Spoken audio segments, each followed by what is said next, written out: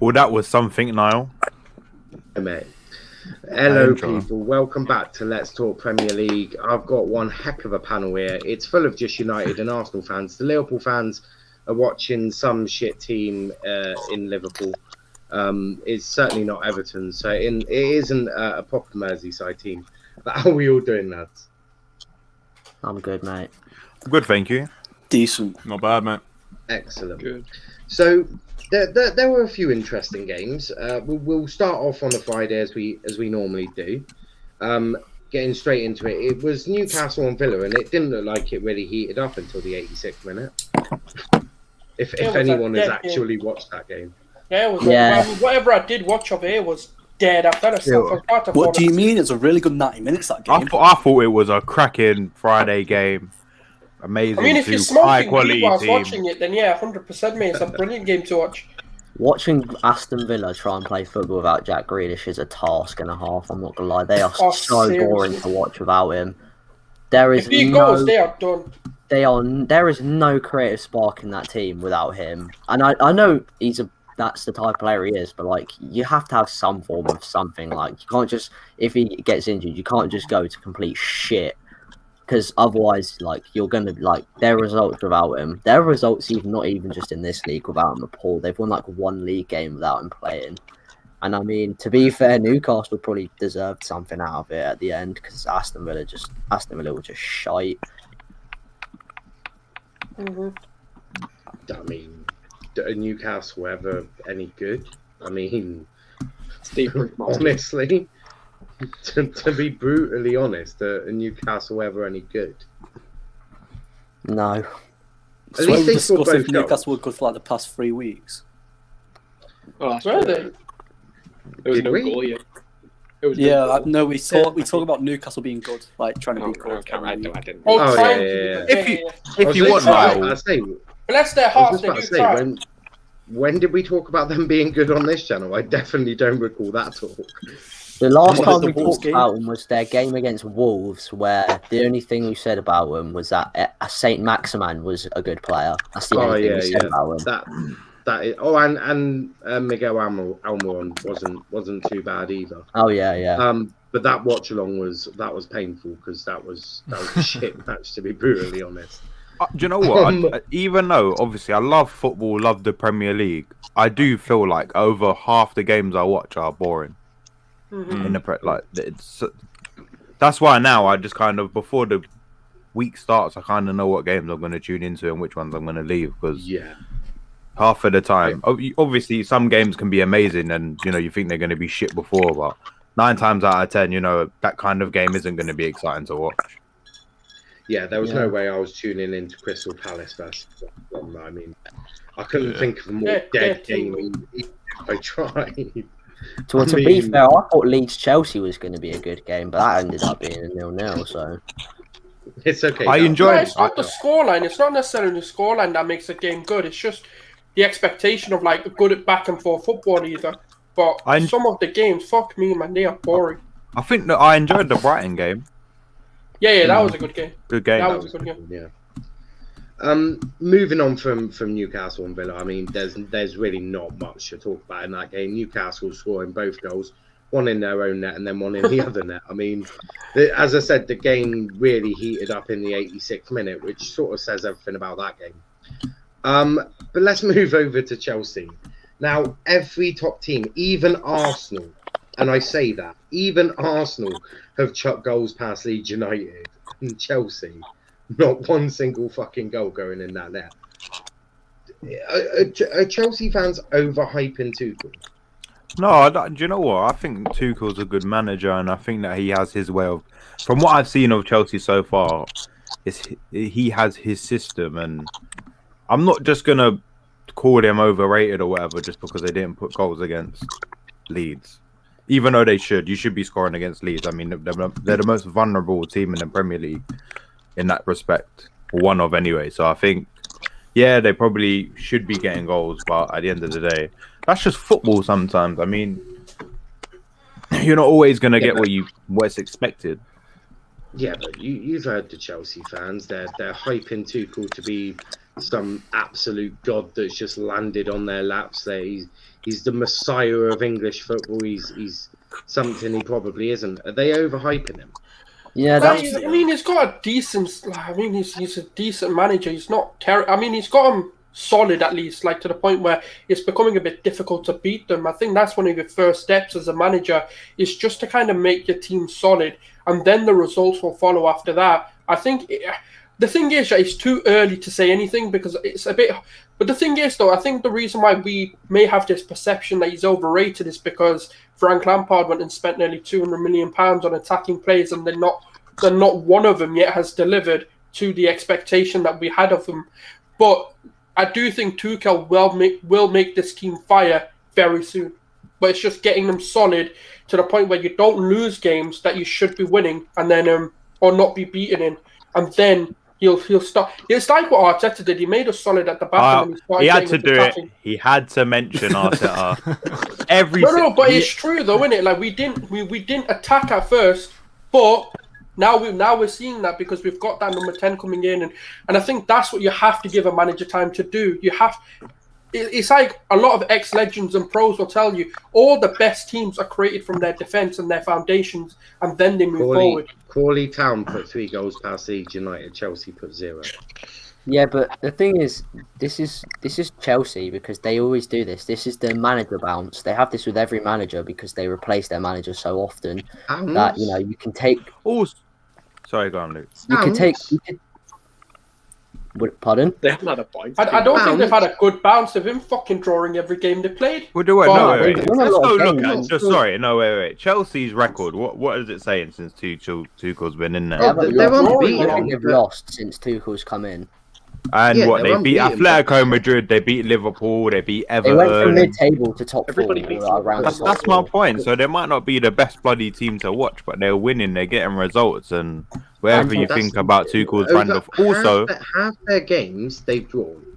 Half their games. Also, Niall, it's not exactly like they have the most prolific team in terms of the goal scoring. They're still relying on Abraham Giroud. It's not exactly. 100 million on that. Or however much they spent. I mean, the last time I checked, Havertz was a fairly good player. Werner's a fairly good player. He's not a striker, is he? Yeah, but I think what Chelsea fans need to realise to be a striker anyway. So Chelsea fans need to realise that they can't have this Chelsea team and play 90% possession football every single game and go and win games, because you could see it against Leeds. You see it with Man City, right? They've got the attacking threat and the goals coming from them. So Tuchel comes in, you think, all right, okay, he's going to play. The thing Chelsea fans thought he's going to come into Chelsea and think he's going to be the PSG manager with all the PSG players. He hasn't got the PSG players. He hasn't got Mbappe. He hasn't got Neymar. So Chelsea fans need to relax when they think, oh, he's this world-class manager. He's going to take us. He might take you to big things. You don't know. You don't know about any other manager. Arteta could take Arsenal to big things. Premier Leagues, Champions Leagues, qualifiers, maybe. All right, Champions Leagues are going a bit too far. But no, I think it's unknown, yeah. Yeah, Chelsea fans need to understand that they haven't got the Mbappes and Neymars around them, and Tuchel can't go to every single team and play 90% possession football and not score a goal. Because that's when United played City. City had most possession. Gary Neville went about possession can win your games. It doesn't matter about possession. United fucking beat City with their 86% possession. It's stupid. So without the his hamster's off the wheel. let me just say though, because I think that I feel like the one bit with Chelsea, Niall, even when people like say they've got the likes of Werner, but I'd never considered Werner a world-class striker, even when he was at Leipzig. No, Yeah, he was was very good. good, He's exciting. very, Liverpool, very good, by the way. exciting with the potential. I'm going But back then to my what? rant. Shut up. No, carry on, sir. I've said what I So said. he was never world class in my eyes. When Chelsea get a prolific goal scorer like a Haaland, who I think they probably could get because they'll offer up the money in one way or another. Apparently, Haaland's already said that he don't want to go Chelsea. So if you don't want to go Chelsea, then if he goes to City, then goodbye league. But anyway, when they get a prolific goal scorer, then it's going to make a big impact on, because Werner, even if he did bang in how many goals for Leipzig, when I watched him, he wasn't always the greatest finisher of the ball.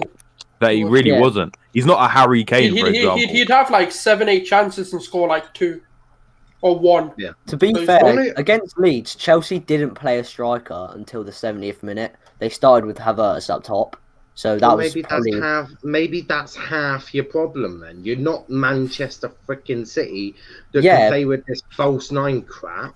That's what Spain done as well in the Euros. Believe it or not, you do genuinely need a striker in the Premier League to put away goals.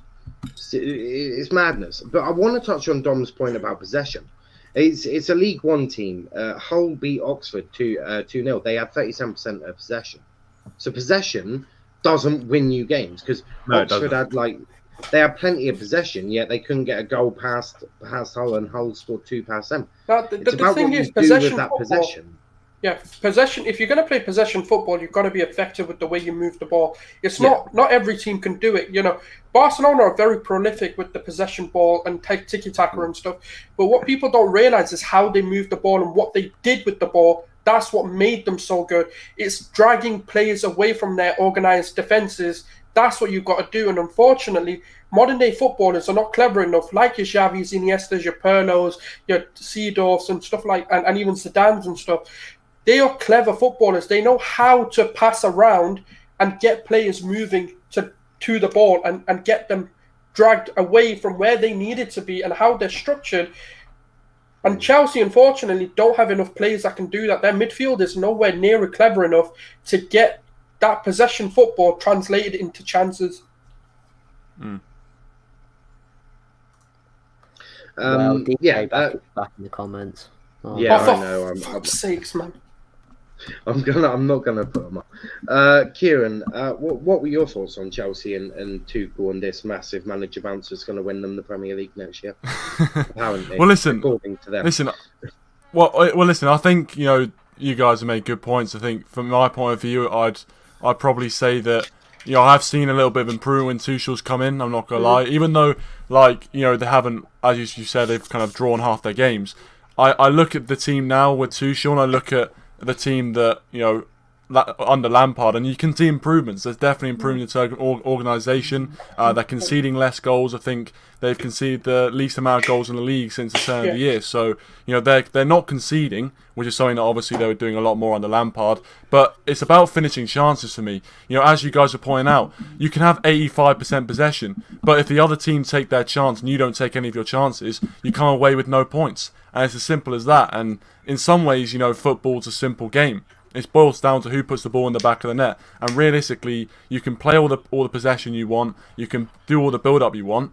But Chelsea just don't have the players right now up top who are actually finishing their chances. Timo Werner was going to be the guy that was going to do that. Unfortunately, he's had an absolutely shocking season, really. Like most new Chelsea strikers do when they turn up at Chelsea. I don't know what it is about that place, but most new Chelsea strikers have an absolutely terrible time. But I think it's about just finishing chances. I mean, I go back to the time they played us at Stamford Bridge, and they had chances to win that game. They had chances, and they just didn't take them. I mean, we had a few chances as well, but overall, what I'd say is that they're a lot more defensively sound, and they can definitely build on that.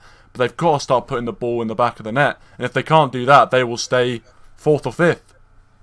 Yeah, I totally agree with you. Football is a simple game. Everyone seems to like overcomplicating it. Just don't overcomplicate it. Possession football doesn't always win you games. Unless you're PSG playing in the Farmers League, where you've got the likes of Neymar and Mbappe, possession football ain't going to suit you too well. Also, look at United. If they try playing possession-based football, fuck me, that would fail. We've seen it under Van Gaal, mate. It wasn't pretty. Trust me, it wasn't pretty. I mean, you don't. As an Arsenal fan, I remember them kind of more last years, even before that with Wenger, where we dominate the whole game and lose or draw because we simply didn't have the creativity. Or do you remember kind of in that Sanchez era? It was more if Sanchez Ozil made decided to create something out of thin air, we could win the game. But when they were a bit more quiet, let's say, we didn't have the creativity when in possession to break any team down, and they basically sit back with 10 men behind the ball. If you're a team like a City, the reason you can do it is because, one, obviously you've got the best coach in the world, for my opinion, and also you have the best teams, one of the best teams anyway in the world. You have the players that can really put that to work. Because you know what, people say, like Pep, could you do it with a team like Burnley? Well, no, because it's simple as this: the players are not good enough to be playing that type of football. They ain't got the IQ, they haven't got the technique. That's playing that kind of like possession-based football in the way that they do it. You need high-quality players because you can't. That's why what Bielsa done with Leeds is so amazing, in my opinion, and that's why he needs to put more respect on his name, Niall, in my opinion. But that's you. I mean, I look, Bielsa in terms of attacking, very good. He needs to work on his defensive abilities a little bit differently to Tuchel. Tuchel needs to work on getting the ball in the back of the net, and Bielsa needs to work on getting the ball out of the net. I have absolutely no idea what that comment's about, so I'm really not going to put it up. But thank you for the comments, DJ. I'll quickly. There you go. Congratulations. But moving swiftly on to another dead game, Crystal Palace versus West Brom. Of course, this one was decided via a penalty. Milivojevic putting the ball in the back of the net in the 37th minute. I mean, it was a clear handball, but a pretty shit game, if I'm being honest. Mm-hmm. Oh, Liverpool are winning. Why? Yeah. Oh, Why are they winning? Unlike Saul's response, why are they winning? Anyone got anything to say about Palace West Brom, or should we just congratulate Palace? Niall, let's do this. Why don't we basically pretend Friday and Saturday just did not exist, and let's go to the North London derby. Let's talk about the best game of the week. No. I want to talk about the Burnley and the thingy and the Man City game. I didn't watch the others. We've got some. The games that I've just said, they were the pretty dead ones, but it does heat up.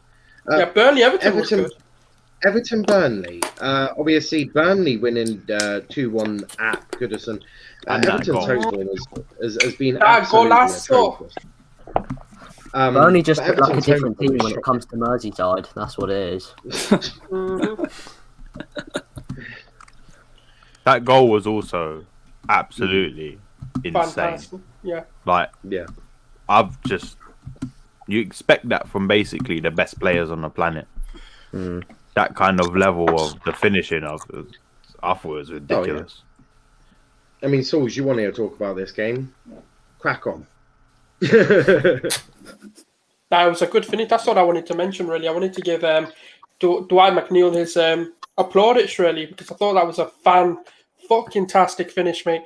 Brilliant goal. But yeah, I mean, and then obviously when you moving on to the City Fulham game now, innit? Yeah, that is. Oh, this guy needs to fuck off, man. Who is it? Who is it? Man? We don't know. I'm trying to figure it out. He's got to be someone in there. Probably Pence or something. No, I don't watch. I don't know whose bloody Twitch that is. I'll just private message him and be like, send me your address. Sauls wants it. Actually, that's just giving him another idea. I will say though, am I drinking red wine? You are absolutely correct. I am. It's a lovely Spanish red wine. It's full bodied. But yeah, M5. What were you gonna say? I was gonna say that even though that goal was brilliant, there was one other goal for me that topped it because it was fucking ridiculous and it happened in a North London derby. But yeah, that Odegaard goal, yeah, and the Lacazette, brilliant, absolutely brilliant. You're right, the Arteta goal. Yeah. we're getting there. We're getting there. Man City's demolition derby of Fulham was quite. Can I just say, right? To be honest. John Stones is going to end up with the fucking golden boot at this rate, ain't he? Fucking hell, the guy's scoring every week. Are we ready to admit, United fans, that he's better than Harry Maguire? Let's. Mate, Maguire ain't a footballer, mate. Was that really even a debate? No, because where's RJ? Get him on. RJ, if you're watching, I remember you said that Maguire was the best English centre back, and I'm just wondering if you do want to change your stance. No, I'm going to say, yeah, Stone was bang average in it before the season, but this season he's really turned up. Nah, the thing is with Stones is he was in 17-18. He was actually a good player, but he suffered a bad injury, and then he just became so average. And I think he's been a little bit lucky in the sense that Laporte's also become quite average with his injury problems. And I think he's also lucky being paired with Ruben Diaz, because Ruben Diaz has honestly transformed City and John Stones as a player. But I mean, the thing is, that City game, the thing that stood out for me was Pep changing his tactics again, but this time it actually paid off because, you know, they won the game. I know it's Fulham, but Fulham played a single striker, like, at all. Like, throughout the whole season, he's been not playing a striker, and then in one game he plays both at the same time.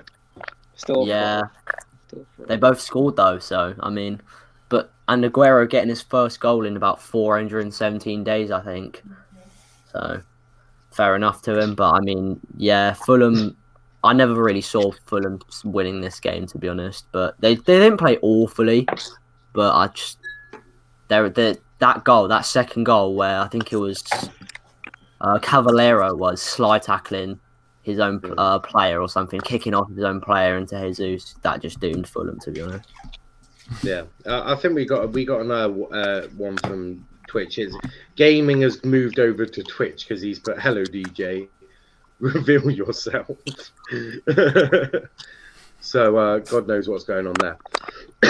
But we've done that one. Demolition Derby. Man City are going to win the league. Remember when I said that?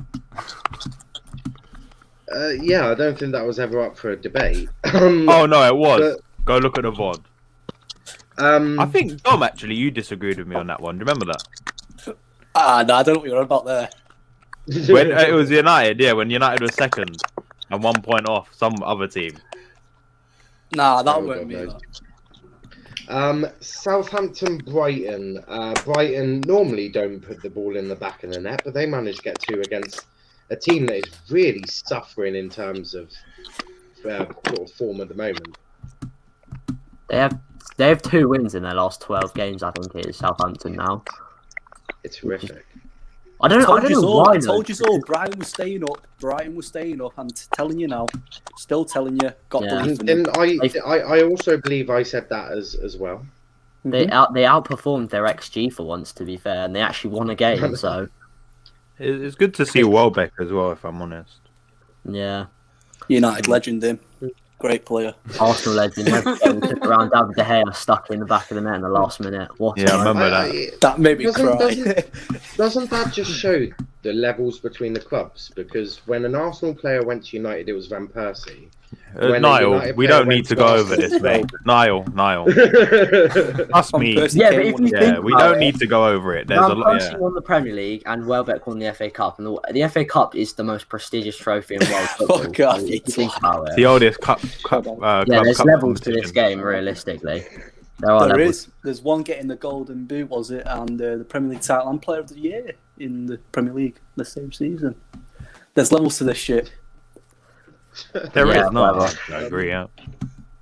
What's everyone's thoughts on obviously Southampton's bad form? Because it's not just a blip; it's some horrific form.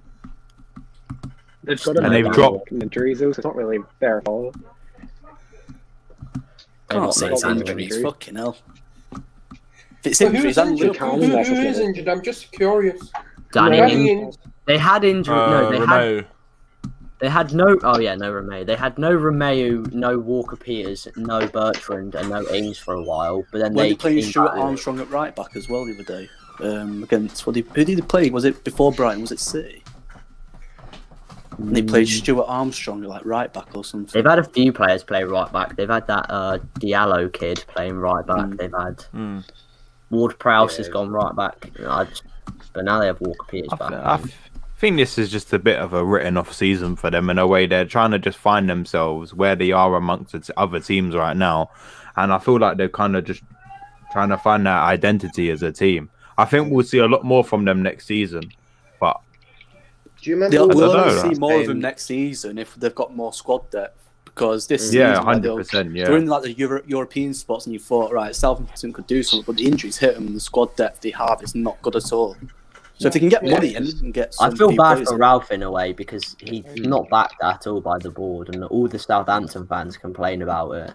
How they think he does deserve more backing because he's a good manager and he's done fairly well with them since he's been there. I know he's lost 9-0 twice, which doesn't help, to be honest. But don't say he's not doing a good job at Southampton. He's still a good manager. Yeah, and he can take him on to big things if he really wanted to, and he got the backing from the board. But it seems like he's fair. They were top of the league at one point, so yeah. Ralph will end up at probably Tottenham. I mean, that's normally how the succession goes. They normally, I know it happened with Watch, and Koeman went to was it Everton? Everton. So it's a bit mad. A couple of comments here. Are Southampton in a relegation fight? I wouldn't say so. If their form they could get there, but not yet. Not yet. I wouldn't. If this form continues, I can see it. Depending on other teams around him, maybe. I'd say Newcastle are the relegation favourites, really. And then Matt saying internet being complete, and I'm not going to say that word. I'll stay in the comments for tonight. You cannot. You did enough damage when I let you host for 2 minutes whilst I went to get an alcoholic beverage. I still haven't watched that back, and I don't know if I want to. It was about 3 hours in. It was a good little. No, it was fun. It was fun. Idea. Get the stream going. It was a good idea. It was a good idea. All right, North London Derby then.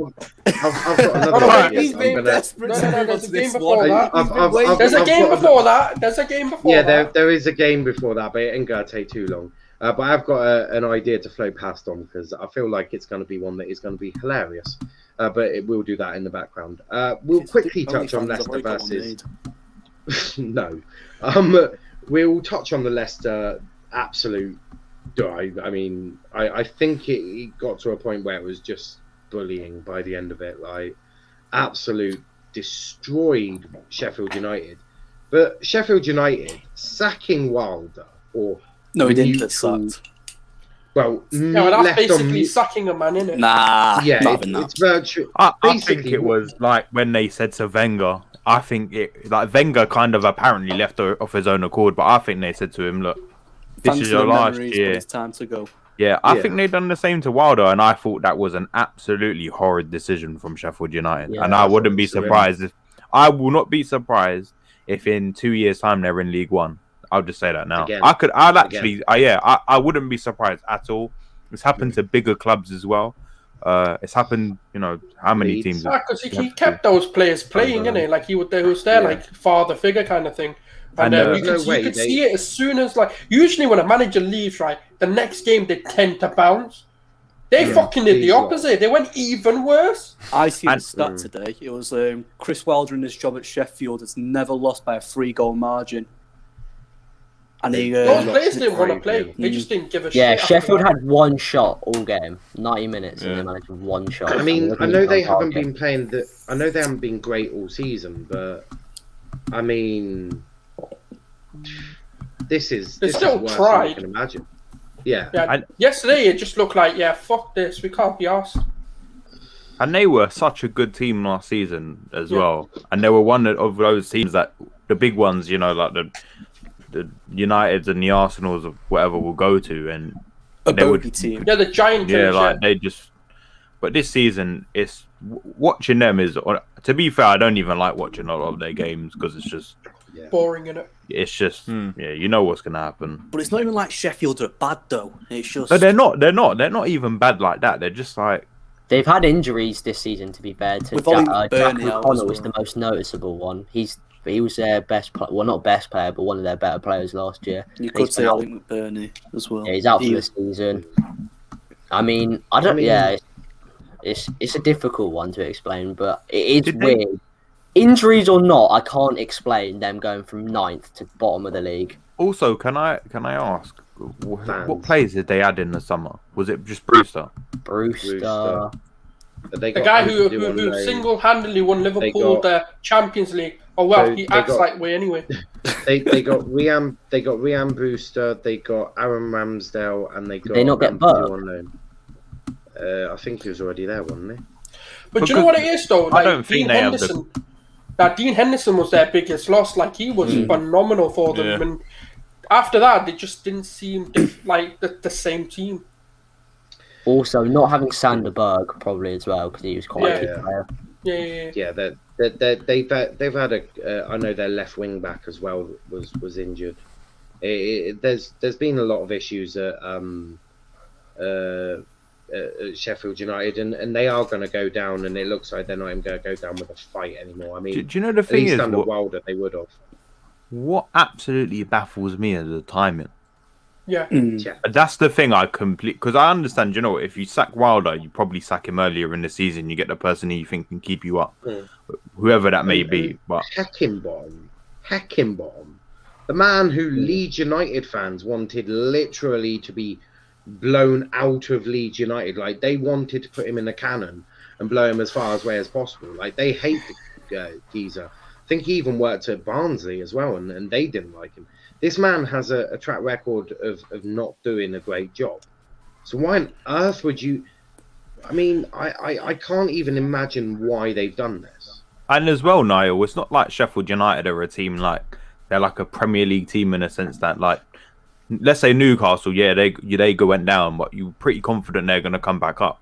I'm not confident that Sheffield United can come straight back up like that. Now with Wilder, I think they could have. Yeah, with Wilder, now they haven't got him. But now, because I think they should have kept Wilder. And look, we don't know the extent of truth, how mutually. I don't think Wilder would have left because I don't think he lost the dressing room. I think the fans wanted him still, and I feel like he would have been the man to take. All right, they would have definitely gone down. I don't think there was any way they were going to stay, but he would have been the man who bounced them back into the Premier League, and hopefully with a bit of backing, they could have stayed in the Premier League after coming back into it. And you've just said what I think's happened. So I think Wilder's gone up to his board or gone to the board and gone, right, we're getting relegated. How much are you going to back me to get us straight back up? And they've gone. I know that they wanted a director of football in.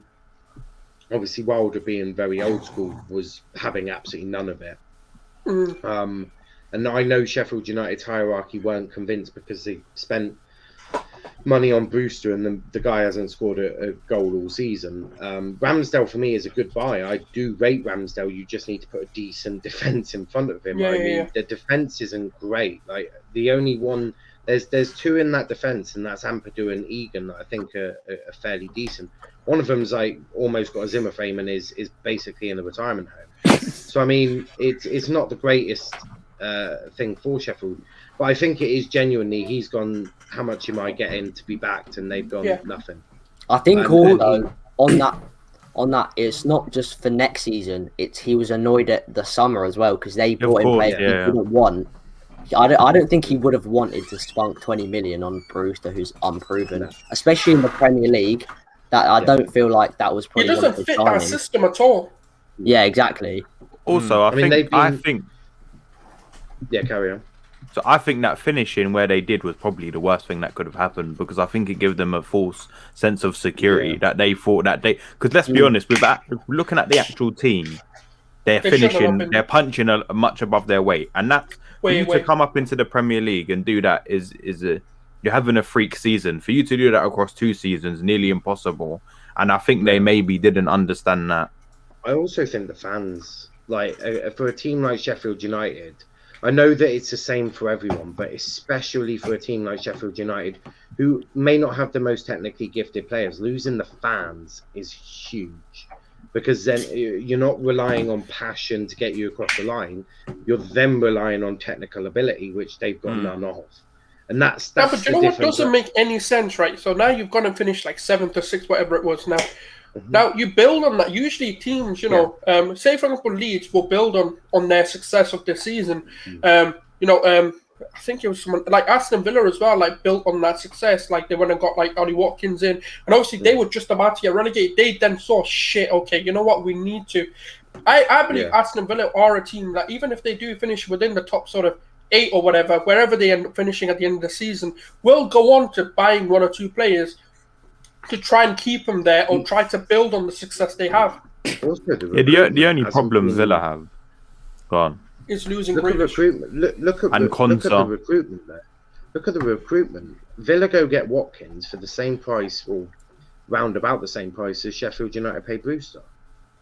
So, yeah, I think it's the thing is with Villa is I think that, there's a chance they can convince Grealish to stay because there's backing from the board. They have a decent manager in Dean Smith. They've got a good young team, and I think that could be enough. He's just signed a new deal last summer. That could be enough, to tell him, look, we're going to try and push for European football. We want you. He doesn't seem like a player that would like. He's not one of those players that would be like, "Oh, United are after me." I get that kind of vibe. I know he's a Villa boy through and through. I mean, they got relegated, and he was a hot prospect back then, and he went down and just brought them back up. He didn't want to leave. The thing is now, though, I think that Grealish has done more than his service for Aston Villa, and I think if you're Grealish right now, you're in your prime. It is really, over the next 5 years, he's not going to be better in 5 years than he is now. No, For him, you're thinking, what if I was ever in that position, which is impossible, but you know what I mean? I'd be thinking now, okay, I want to win now. I want to go and win something. I want to be part of a team that will be remembered because, let's be honest, this Villa team ain't going to get remembered for nothing. If I ask you in 10 years what this Villa team was, how many players are you going to be able to remember? Grealish. Probably about 4. So for him, I think if I was in his position, I'd be thinking, I want to win now, and I want to. You know, one though, that there are players that I like. It's not that I don't think he doesn't like. I don't think he lacks ambition. I just think he's one of those players who just loves his club so much. Like for example, like when we're growing up, we're like, oh, I want to play for Arsenal, for example, and all. Let's say Arsenal were in the shit. I know we are pretty shit at the minute, but. I'm just saying, like, if we were in the, you're going to be one of those players that's going to be like, you know what, we have an opportunity here. We're pretty much a top 7 team in the Premier League. Now I've got Ollie Watkins. I like him. I've got Ross Barkley here. I like him. He's building these and someone like Jack Grealish staying, well, keeper Consta staying as well. If they then go if the board say to him, look, if you stay, this is what we can do, and give him a full plan of like, look, these are the players we're bringing in. This is how the club is going to be impacted by that. I feel like he's one of those players because he loves the club that much. He's a Villa man. He's a Midlands man all through and through. He'll end up staying. But I think if there's a lack of ambition, that's what will make him move. Unless he's coming to Arsenal, then I want him to stay at Villa just because I like watching. I love the Premier League, so I want there to be as many competitive teams as possible away from Arsenal from just a casual point of view. Like, if let's say he leaves Villa and a few other players leave Villa, then it's like, well, then that's a few good games of the season gone. Because Villa have been decent side to watch at times. It really depends on how they spend that money. Because let's be real, if someone buys Grealish, it's not going to be cheap. Right? Yeah, but they're not going to be able to replace Grealish. Yeah, you don't. No. It's not replacing, but if they use that money and spend it on a couple of good players, not promising players, good players, then you're not going to buy one player to replace Grealish. You have to get maybe a couple in. But if they spend that money wisely, and I believe they would, but just judging by what they've done already, you look at Watkins and all of that, they've spent wisely. I actually think even if they lose Grealish, of course they'll fall down a little bit, but if they spend that money wisely, I think they'll be absolutely fine. To be fair, Niall, if Villa played their cards perfectly, if you lose Grealish, but then you get a massive sum of money for him and you invest that, it's about 80 million. They'll definitely. Let's say if you invest it near perfectly, you could actually have a better all-around team than if you had just Grealish there. Yeah. But what the problem is though with losing Grealish is the other players that potentially could leave, because I think he's one of the major reasons why a lot of players have gone to Villa or are still sticking with Villa. So if he left, then Consta might be getting them. He might be like, I don't know anymore how good we could be, because everything at that point is going to be a risk. I don't believe they would, because I think if you believe in the manager, which Dean Smith's proven that he's done very well, you believe in the process, losing one player isn't going to kill that. but it's but greedy, everyone- but you got to think about it though, Niall. If you look at Sheffield, they lost Dean Henderson back to United, and look what happened to them. Mhm. You can tell all the leadership. Yeah, but they're and a all- daft team. They're a daft board. there's a difference. Sheffield Well, if United you- got no money. Yeah, but Sheffield United got no money for losing Dean Henderson. If Well, the thing someone's is, though, buying, they've lost Dean Henderson. If they lose Jack Grealish, what you got your Concert to go, you got your Tyler Mings, you got your Matty Cash, got a million Martinez. yeah, but there's a difference. There's a difference. There's going to be about £80 million worth of difference. I mean, And if I you think they have spend to that be. money wisely, Oh, sorry. I was just going to say, I feel like they do have to be a little bit wary because I think just in terms of examples in the past, you look at when teams have sold their best player and you think Gareth Bale, for example, when he left Spurs, they got the money to buy the players in. And in the short term, they weren't that great. You look at Everton, they sold Lukaku. It's kind of a similar situation. When they got all that money in, did they really reinvest that? But I think that's the only reason why I think like they need to be a little bit wary about potentially just trying to cash in and bring in new players. It might be out of his hand. If Grealish wants to leave, then realistically you can't keep him there. But again, it's. I don't think Grealish will leave Aston Villa. Me personally, I think he'll be that player who stays at the club for the whole career. Especially with the money that they're asking, I don't think any club's got that sort of money at this moment in time with the coronavirus and stuff. With the £80 million for Jack Grealish, look how much we pay for Bruno Fernandes. yeah. But to be fair, English tax and all that, there's also a reason they're not actually. They don't need But the money. but you know what it is though. The Get major shit team, done or what the only team, should I say, are probably is probably going to be United. But the problem with United is they're now going to go fork out money for Sancho. Or Haaland even. They Yeah, wanted Sancho above Grealish. But everyone watching, please smash that like button, subscribe to the channel.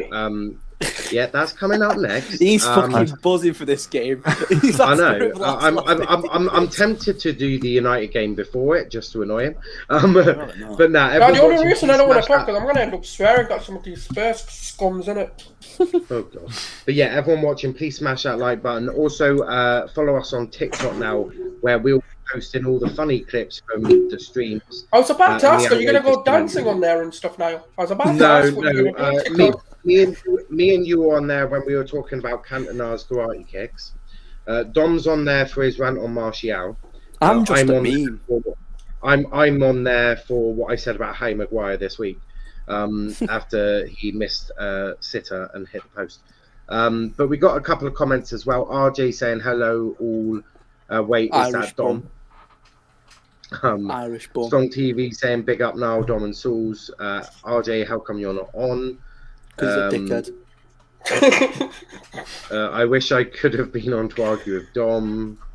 What about? What have I argued about? I have absolutely no idea what about. Not gonna lie, Cole Parrott will do a better job than Brewster. So one goal against a team that's defence isn't brilliant now makes him world class. I mean, I don't know if your standards in Ireland are different to ours in England, but that seems ridiculously low. RJ's busy. Do take into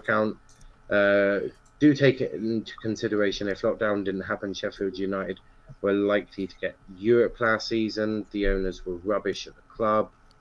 Yeah, I mean, you've got to take all of that into account.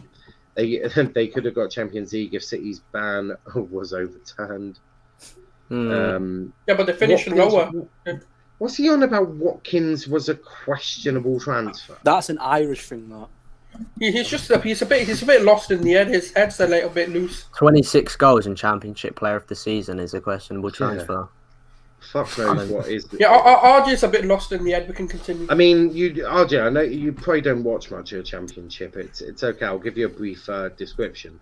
The quality isn't actually half bad. You know what I think? Sorry, I think whether that was questionable or not is another discussion. But what isn't questionable is Odegaard's transfer. Now, let's speak a little bit about Odegaard. It's okay. 1 minute. Shane saying, "Big up, Shane. Make sure that you're subscribed for all the new content." That's a bit of a silly comment from at the moment. A banter show is on its way. I know that much for a fact. He says ESR and Saka better than Grealish when he was 19, and can they be as good if not better? Saka, yes. Smith Rowe, I need to see him do it as more consistent. I mean, Yeah, I just don't want to Saka- do this because I hate predicting youngsters and what they're Yeah, going to do. exactly. Saka's done it for a year and a half and has played multiple different positions. And this isn't rude. He's carried an entire football club on his tiny little shoulders. Like, bless his. Well, it is football club. It is Saka FC. Yeah, So he didn't but carry it. He's carrying himself, lads. by the end of the season, he deserves a nice massage and to be. Yeah, I'm gonna send him one in it. I've already arranged one for him. They need to give him like a fucking package holiday to the Seychelles. Yeah, like he deserves whatever he wants from his holiday. He deserves absolutely all of it for saving the club. Leicester sold us Maguire for 80 million, and look what they did, and look what you did with a slabhead. I wish we got him. Genie should be on there for FM Ting. Football manager Timber. That's not what we're on. Who let the dogs out? Everyone looks to Dom. Why were you? No, I'm not coming on here to get bullied. What is it? Gaming saying argue about Ollie, Dom, and Martial. I mean, why would you need to Ollie? Are you Ollie? Oh god, he might be Ollie out. Because Ollie's going to sign a new contract. He's going to annoy him so much. Yes, we will be. We'll be the minute that is announced. We will be covering that here, and getting the opinions from. What's his contract right now? What is his contract? He's got one more year. So he's got next year. So they're going to give him. I think it's something like a 30-year deal because they're just never going to get rid of him. And apparently RJ will come on in a bit. You might want to make it soon because we're on to our last two matches. So obviously London is normally white, but this week it is red. What do you want? You're smoking some good stuff, mate. Martial's lost his supplier, hasn't he? Hold on, I meant white for Tottenham Hotspur. Let's not do this. Nah, them scumbags. They couldn't play football, fam. They had to wrestle us. Dickheads. Hey, it's cool. All right, relax. Calm down. You're a It's called a bit of fight, and you would hate it if you were to play our goal because we'd be bullying you all over the place. No. There's a difference, mate. When they got outplayed, right? They couldn't take it. Kane, where were you? I thought you were meant to be good, fam. Fucking disappeared. All right, calm down, Souls, Kane, fam. Breathe in. Now, Happy Gilmore in his 1 minute. RJ saying, Dom, it ain't that you're overreacting as well. It's just banter, isn't that white, lads? I say, apparently it's just banter. Right, you need to do some comprehension, RJ. I don't know what you're saying. I'm so Dom ain't that over. I don't know what he's on. Gaming saying I'll come on for the Ollie contract video, depending on what time it is. I mean, it depends on when it gets signed, to be brutally honest with you. Yeah, there's going to be a parade outside, ain't there? Hey, now I subscribe from watching you on Steven's channel. It's good to see you again. I can do better. Xhaka was a questionable transfer. Xhaka was right. Yeah, no, you're not wrong. You're not wrong. But big up after that performance against Tottenham, mate. Give him a fucking knighthood. What a performance for Bayern London. King. Right, we'll start with we'll start with Lamella's goal because never have I seen in a derby someone have the audacity to do that and it to come off. I mean, I'm just going to say is that goal of the season? Because he's shit with his right foot. He hasn't completed a single pass with his right foot this season. I'll be honest. When that went in, I wasn't even angry because that was fucking rude. What he done was rude. Yeah. What I found better was Regilly on the celebration behind him, chasing him with his mouth. That's the best thing I've ever seen. I think that will get a push gas nomination, like whenever. They lost the game, though, innit? They lost the game. Souls. We know they lost the game, mate. We know that. Right. I'm happy you obviously won. You can do 10 bonus if you lose the game. You lose footballing standpoint. Yeah, the guy got red carded. I'm asking about the goal, which I think could be goal of the season. I think could be goal of the season. Lacazette's penalty that won us a game. Oh, shut up. But right, I mean, N5, you seem to be quite unbalanced about this. Do you think that's got chance of goal of the season? Yeah, That's one of the. I mean, two of their goals could have got goal of the season. Let's be honest. That was one of the rudest goals I've ever seen. Like I'm talking about like levels with like like how disrespectful like what Ronaldinho could do to you. Yeah, it was disrespectful to that level. Like the fact that he even had it in his brain to attempt that. There's no respect, and it pissed. It just pissed me off a bit. The fact that he thought like he could even try to do that at the Emirates, and he actually did do it, but. I would have been a lot more angry if we'd have lost the game, and it was so against the run of play, and it was so creative. But honestly, even though it was Tottenham, I couldn't even like hate on the goal. It was just like no, they didn't win though. Well, who the fuck cares what happened? Luke, what did you think of the goal? Do you think it's goal of the season? When it went in, I had no. I was saying I was talking a lot during the game. And when it went in, I just stopped speaking. I couldn't. There were no words. What do you say when your team concedes a Rabona in the fucking North London derby? Heads up, lads. We've got this. We're gonna beat this. That's what you say. That's what you say to your players. Souls, mate. What do you want me to do? Get pom poms? Yes. Dom, what were your thoughts what were your thoughts on the goal? It's just a fucking sexy goal, isn't it? Like. That no, it is. Yeah, it's just how it goes through. Whose legs does it go through as well? Party. Yeah. I've had a Gary Neville orgasm thinking about it again. Wow. No, do you know what's the best part about it is how it nestled in the corner. It was so perfectly placed. Oh god, shit is just. I'm just gonna say this. Shit is about. Do you know what though? It'll probably get goal of the season. I tell you.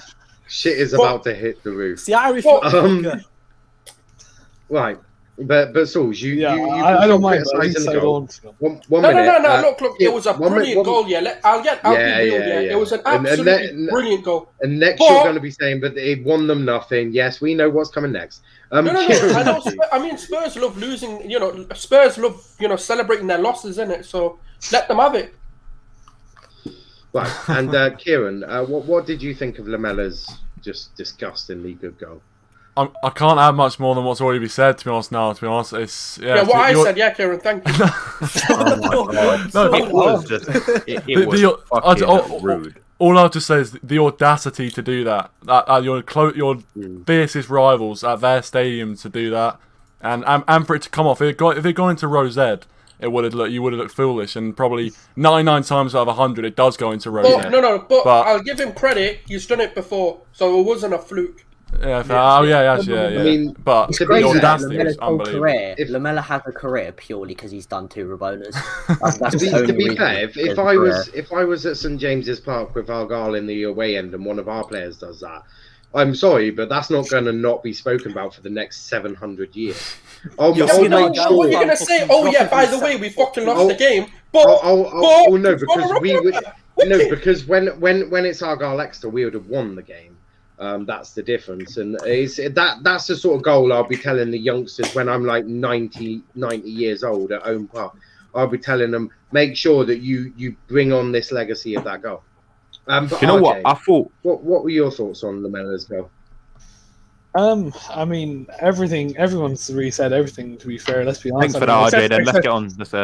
Except for Souls, no. But to be fair, this is Lamella. Wait, I didn't lie. He's done so much shithousery. I mean, the thing with Martial as well this season. I mean, this man has caused so much shithousery this season. I swear to God, he's probably one of the most hated players of all time in this league so far. Because of all the shit he done. So he acts like a pussy when Martial taps him and he does a Rabona against Arsenal. Man's is made for shithousery. That's all I will tell you. Shit. A couple of comments. Before Sauls literally screams the roof down with whatever he's about to say. Lamella's goal or Lanzini's screamer against Tottenham to make it 3-3, both great goals. That is a shout. Even Lanzini's no winner. I don't care. It's like, all right, no. 3-0 down. Why I have to disagree with you, RJ, is because when you go on like the top 100 goals of all time in the Premier League, because I've actually watched it like a few times. There's loads of goals like that. Is that what lockdown's done to you then? No. I've even got the DVD. It has like the old picture of Ronaldo in it.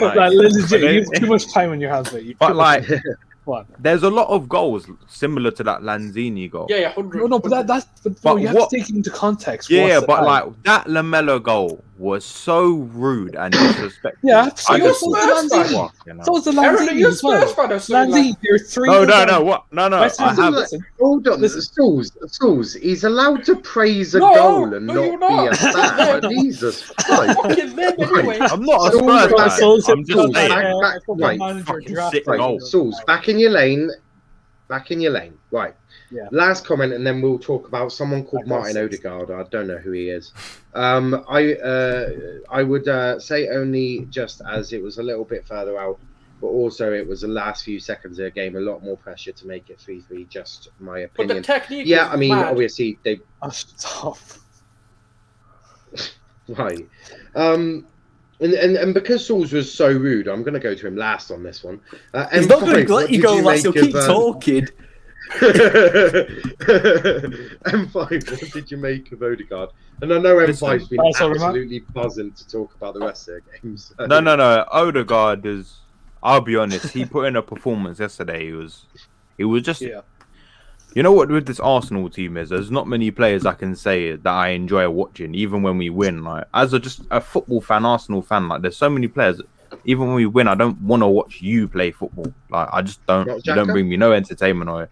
But Odegaard, just watching him play, it's a joy to watch. Just like I enjoy watching Saka play, I enjoy watching Partey play. And if he keeps playing like that, then I'll be all on board with trying to buy him in the summer. Obviously, we're gonna still have to see if he keeps it up because. And a lot of players have, 2 or 3 good game stretches, but I think he does have the quality, and he's answered a lot of questions that we had. But I just think he's a player that we desperately need, and he's different from Smith Rowe. He has kind of all the things that Smith Rowe don't, if that makes sense. And I think he offers us something different than Smith Rowe, and I like having them both as available options. So even if like, because I think we'll plan on keeping Smith Rowe. So even if we're dead set on playing and keeping Smith Rowe, I think we still need to buy Odegaard because they offer so many different things between I the hope two. you keep Smith Rowe, to be honest. He's a fucking great footballer. He is. He's such a good footballer. He's definitely proved me wrong. I'm going to be honest. Like I Why did you wasn't. say sarcastic? He's good. Like when he's first coming against Chelsea, I thought he's good, but it's like, am I really gonna pin my hopes I can on see him? how you mean how Odegaard offers the different things that Smith Rowe doesn't. But to have them both, if you do have them both next season, it's a big. Yeah, so that's what I'm saying. I want both of them. All the top teams have depth, don't they? Like all top teams need depth and these sorts of players. Luke, obviously we spoke about it briefly yesterday in the reaction, but what have you made of Odegaard's sort of performance? And I was one of them, and I remember I did a stream with M5 on the football addiction, and we both said exactly the same thing. We both said this could turn out to be one of 2 things. It could turn out to be a really good bit of business and really helps improve Arsenal, or you're just going to get a flop who needs time to improve and adapt, and then you're sending them back in a few months' time. We did cover both angles, so we weren't wrong. We made sure to say both so that we didn't look in the mud. But he's turned out to be quite a useful signing and a very good bit of business from Arteta, and I don't say that often. Yeah, Martin Odegaard is a very beautiful man, and I love him a lot. And I would do anything just for that goal alone. I'd do anything to have him wearing the shirt. Do you know what? For a guy that's come in January, he clearly knew how much it meant for us as fans and the team to win that game. Because you look at the passion and the celebration. The stuff he was posting afterwards. There aren't many players in this team that have been here longer than him that care about the heat in the North London derby. And I mean, listen, getting him it will be a good signing because he's been good for us, and I think he's what we needed in a sense because, as M5 said, he has stuff that Smith Rowe doesn't yet because he's still developing. I know Odegaard's only 22, but he seems to be a little bit more complete than Smith Rowe, and I think having then. Yeah, you go on. So just the quality, like you just look at the quality of Odegaard compared to these other bums in his team. Like, say what you want about Xhaka, he's been okay in the North London derby, he's decent, but he's not levels. Like you look at players like Odegaard, he's not the complete, or he's not in his, he's not a complete player right now. Are you telling me that Xhaka isn't like world. Oh dear. Yeah, man, he is. Right, go on. You just look at the quality of him. Can we just put the picture of like Right, him just throwing go. your jersey down? Like, he doesn't give a shit about your. Go on, Fuck off, Sauce. RJ. Shall we put a picture up of Declan Rice holding Ignis shirt? Nah, I'll just get Musala, picking that jersey. Oh yeah, Jack Grealish as well, lad. Shall we get him up on here? Right, guys. It's okay. Right. Sauce, go blow your red smoke. Crack on. Right, Odegaard. Oh wait, let me take off my headphones. Take a while. Yeah, we're doing it a little bit by bit, so we won't get into the penalty yet. We're gonna save Niall, that. I beg you mute it when he starts talking. Sauce, crack on. Right, now I'll be level-headed about it. Look, I said it. When Odegaard played for Real Sociedad, and no, I don't want you to be level-headed. That's that's not what we want now. No, genuinely, I said it when Odegaard came to Arsenal. No, when Odegaard came to Arsenal, right, I said he's going to be a brilliant signing that doesn't need time. He's one of those players who just naturally fits into a number 10 role. He's not a player who needs time to adapt. His qualities are just one of those which it's a weird one, but that's what we needed, essentially. ESR, as good as he is, he offers us a different dimension to a game. He's more direct. He's more of a direct kind of goal threat, whereas with Odegaard's more of a tempo creator. He controls the tempo. He's just flawless with the way he's. I don't want to bring the name up, right? But he's a harder working Özil. Is how I describe him. If just for people who don't understand or haven't seen Odegaard play. But the thing that Odegaard does, he offers goals. He has got the ability to score goals outside the box. He's got a good free kick on him as well. And I always knew it was going to work out. I didn't really doubt the fact that he'd come in and need time to grow into the role. He's kind of the missing piece we needed. But he's turned out just fucking fantastic, mate. He is. Without a question, we need to sign this guy. Not at all costs, but if we can get a good deal for him, or at the absolute last resort, we need to get an extension on his loan with an option to buy. Yeah, I mean, the thing is with Odegaard is there were a lot of doubts with him and Smith Rowe being able to coexist in the same team. But I thought on Sunday they were really good together. The performance Smith Rowe put in, he was good. He hit the bar. He created 4 chances. He had a good first half. But I mean, they're both young, and I think that'll be good. They'll be good for each other because they'll be able to assist each other in that development stage. But I mean, there have been talks with Madrid that apparently there's a will on both ends of the teams that want to make this move happen. And I think if we can get a good deal for it, then it would be worth every penny. I think you can get a good deal for it though, because Real Madrid are in a fucking shit loads of debt at the moment. Yeah, Zidane doesn't want it. And their money at the moment is fucking disgraceful. Zidane won't be there in the summer. Yeah, Zidane's going to go. That's why we need to get it done now. Exactly. Yeah. So if you can get a good offer in, I don't think you'll pay over 50 million for Odegaard at this moment in time. No, I think it'll be around 40. I think 40 million would be a good shout for him. So let's say you throw 40 million, you get him. That's a very good piece of business. If he carries on what he's doing, though, that Tottenham game, I noticed something really good about Odegaard. If you look at Bruno Fernandes, I'm sorry to bring a United player into the conversation, but he picks these pockets of space out, and he wants to get on the ball all the time. And that's what I really like about Odegaard in the Tottenham game. And I think he will become a very good player if he can get that signing to Arsenal. 100%. Quickly before we obviously end the Arsenal bit, but there's a little bit left to discuss, a little bit of controversy. But a one-word answer, starting with you, RJ, who's finishing top goal scorer this year? The person who's going to get the PFA Player of the Year, Bruno Fernandes. That was not a one-word answer. Get out of the stream. It's going to happen. Luke, it's inevitable. Luke, who's getting top goal scorer? Harold Kane. Kieran? I'm going to have to go with Fernandes, I'm going to have to go with Fernandes. Oh, brother. These United fans have no shame, innit? Oh, mate. He's up there. He's up there for a reason. That's why. Do you know, to be fair, I just pulled it up, right? Mohamed Salah's on 17 goals, Harry Kane's on 16, but Fernandes is on 16, Dominic Calvert-Lewin's on 14. Fernandes isn't a bad shout, but I just don't see past Harry Kane if they continue their form. Yeah. That's it. M5? It'll be Harry Kane. Dom? I'm gonna. Actually, no. I'm gonna go with Harry. I was gonna say Mo Salah, but with them not scoring goals at the moment, I'm just gonna go Harry Kane. Now you can't give it to Mo Salah. Come on. And the reason I'm going to say this is because Ollie's been complaining about referees, and we all know what that means with these sort of referees. It means decisions start going your way. Just FYI, any Premier League manager watching, if you're not getting the decisions you want from referees, just openly criticise them on multiple times, and you'll start getting. We'll get red cards if that happens. I will go for Bruno Fernandes. And you won't get shit. I just feel United are going to get a few good penalties towards the end of the season. Bruno Fernandes is going to do his thing. Top house shithousery for Bruno.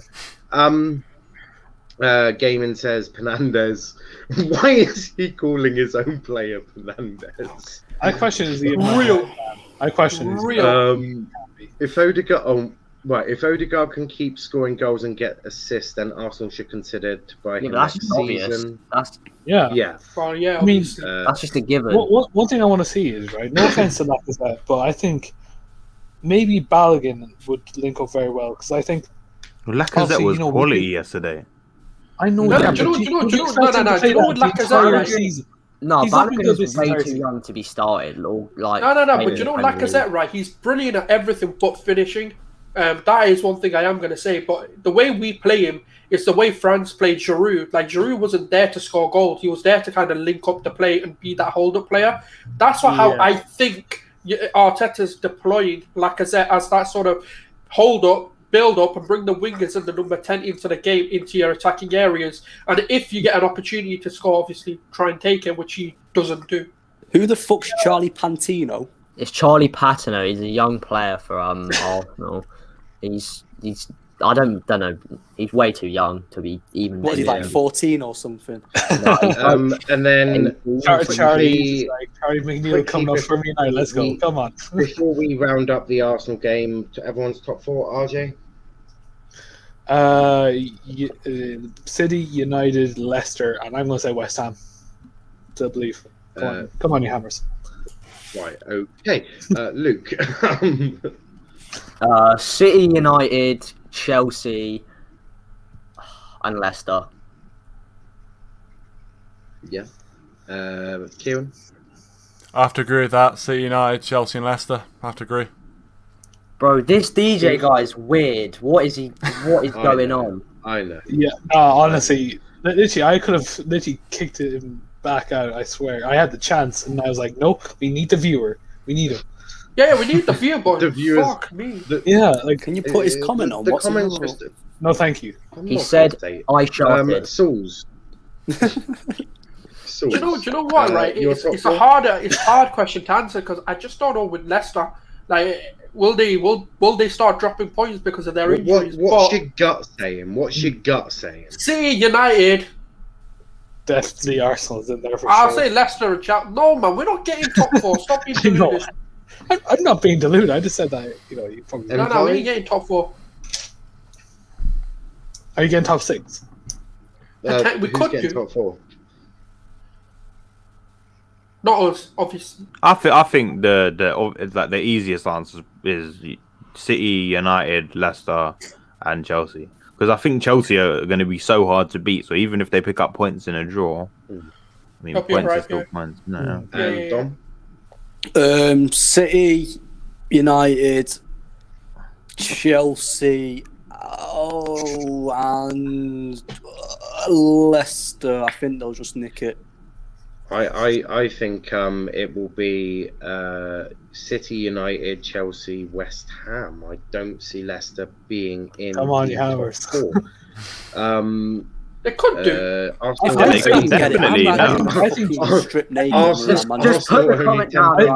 personally think the reason why they lost the game is because they had no link up in that midfield. To be fair, I mean Jesse Lingard was a big mystery yesterday, but we will talk about that. Right, let's finish up the Arsenal game. The Lacazette penalty. We'll start with the Arsenal boys because it is their team. Let me go first because I have to. Or was it soft? Let me go first because I just have to shoot off.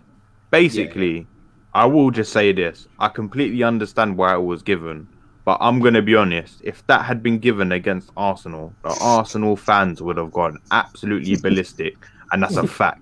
an absolute fact. For Well, me, Miguel would have been saying there's an agenda against your club. like, I know for a fact if that was given against Arsenal, there would be uproar. Do I understand why it was given? Absolutely.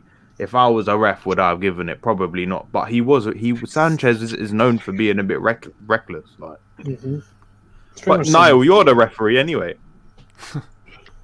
What do you think? Yeah, I've got my view. And the reason I've said it's not a penalty, but no one's to blame for it. And that's, you said it wasn't a it's penalty. weird saying that. I know. The reason I say it's not a penalty is because Lacazette's basically kicked and then fallen into him, in a way. But the reason that you can't blame Mike Oliver is because the view he's got, the bodies are in the way, so it looks as if Sanchez has just taken him out. But you can't blame VAR either because their job is to overturn clear and obvious errors. Is that a clear and obvious error? No, it isn't. Because Sanchez was definitely a bit reckless. It would have been a clear and obvious error if Michael Oliver gave a red card to Davinson Sanchez. The dog but he didn't, so it's not. Because he's only given a penalty, it's not a clear and obvious error. And therefore, you can't really blame anyone for that. But I don't think it was a penalty. It was a very soft penalty. You know, I remember saying that yesterday, I think, and I said it was soft. But look, no one's to blame apart from maybe the FA because the way that the rules the way that they've worded it of clear and obvious error. Because but Sauls and Luke, what's your thoughts on just overall beating Tottenham? Obviously, being a bigger club than yourselves. What's your thoughts? Oh my god!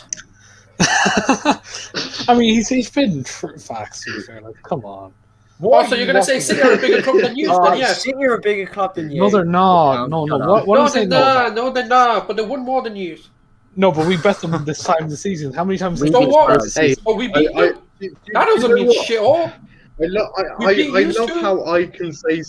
I love how I can say something for banter and then they just go and attack your club. It's brilliant to do. But to the Arsenal fans, what's your thoughts on obviously beating Tottenham and all of that?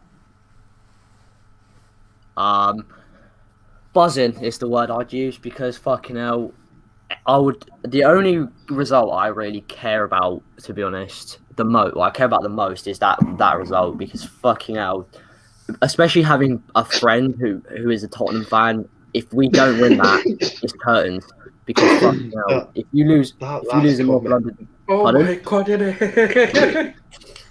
wow. That is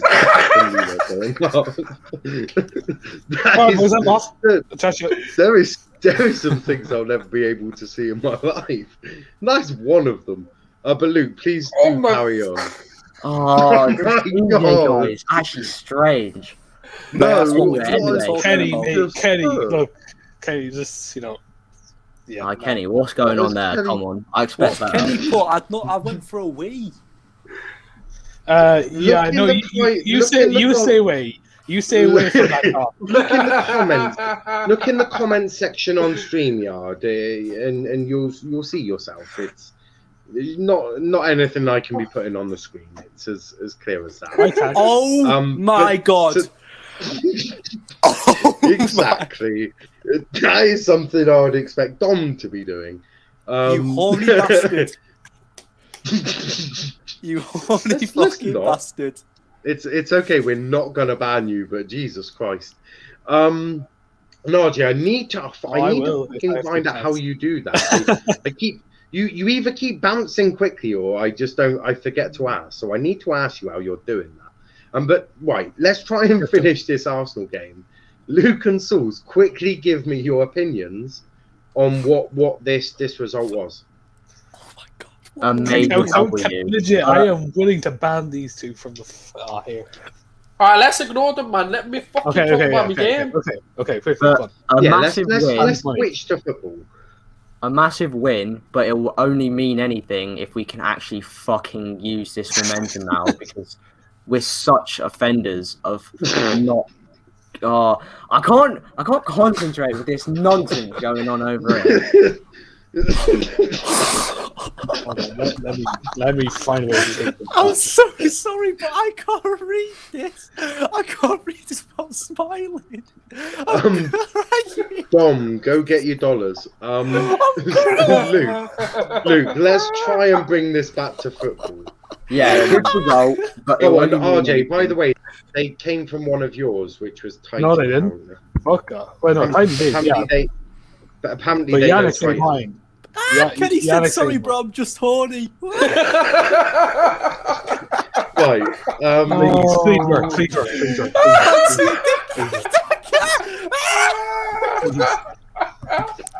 Right, and Luke and Sauls quickly bring this back to football so we can summarise the United West Ham game, which I hope isn't going to be as long.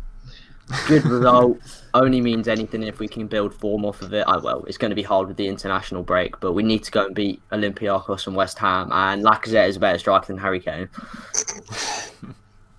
Excellent. And Oh. How's Martial's week? Can I ask? Is that good shit? RJ, did you ban them? Maybe. Sorry, can we just read this comment?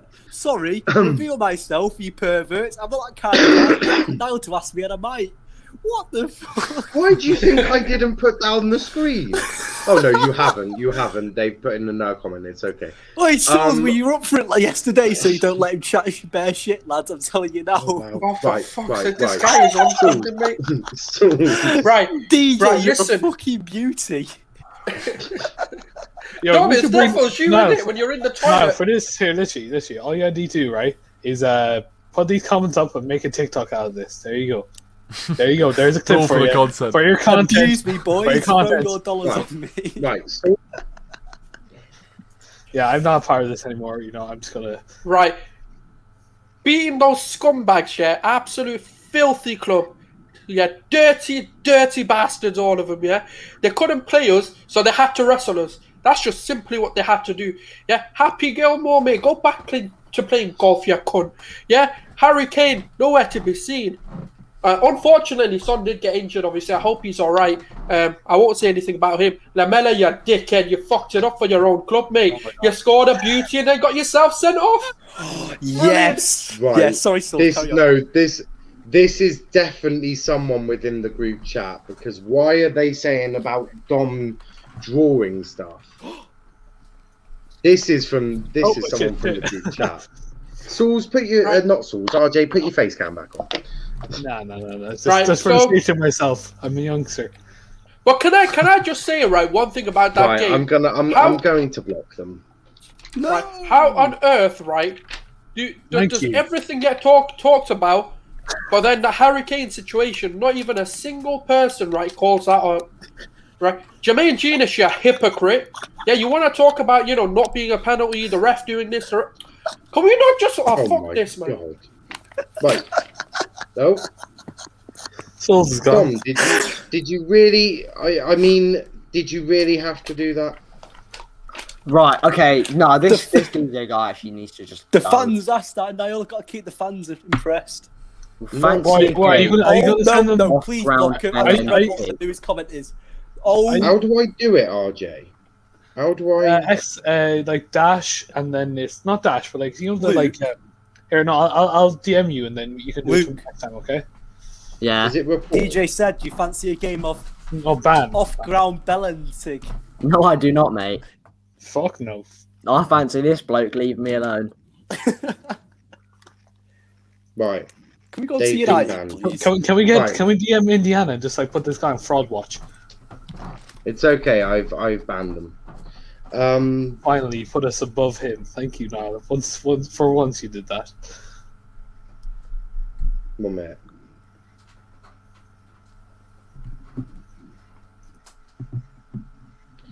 Right.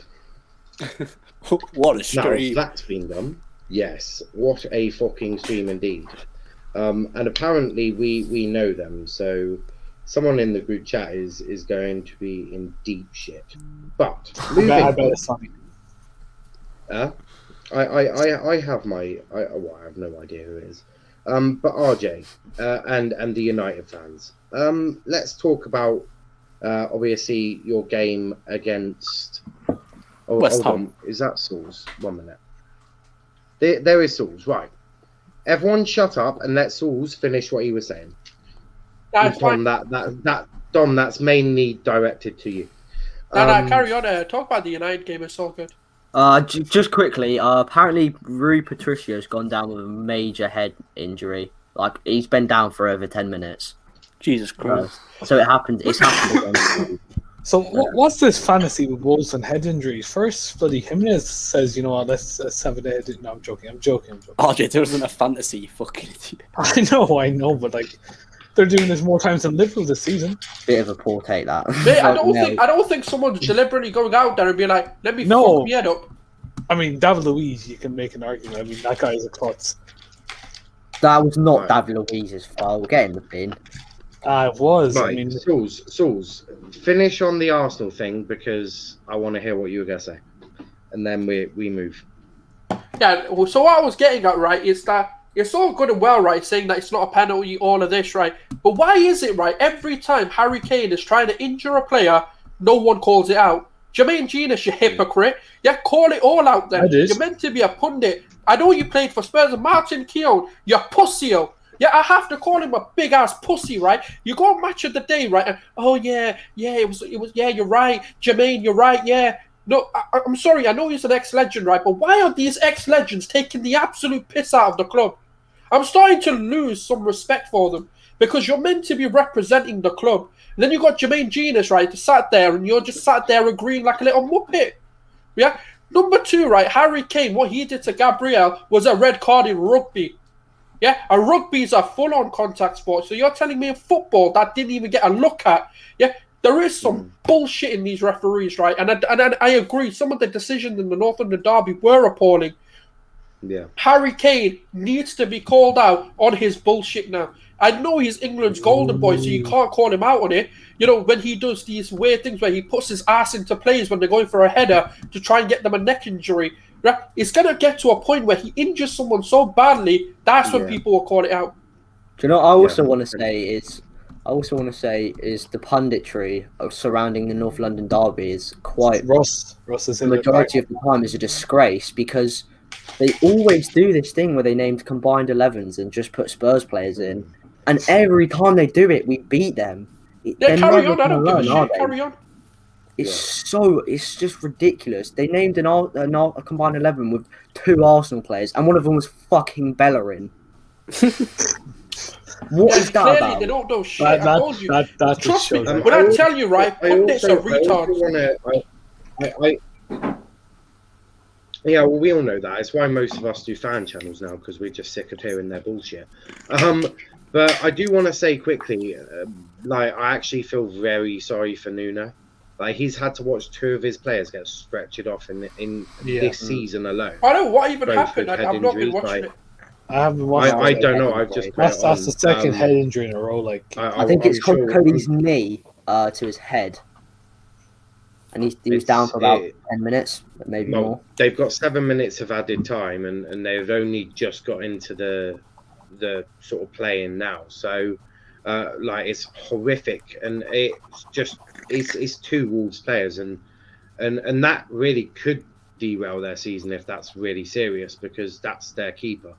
So obviously, is it still 0-0? It's 1-0. No, it's 1-0 Liverpool.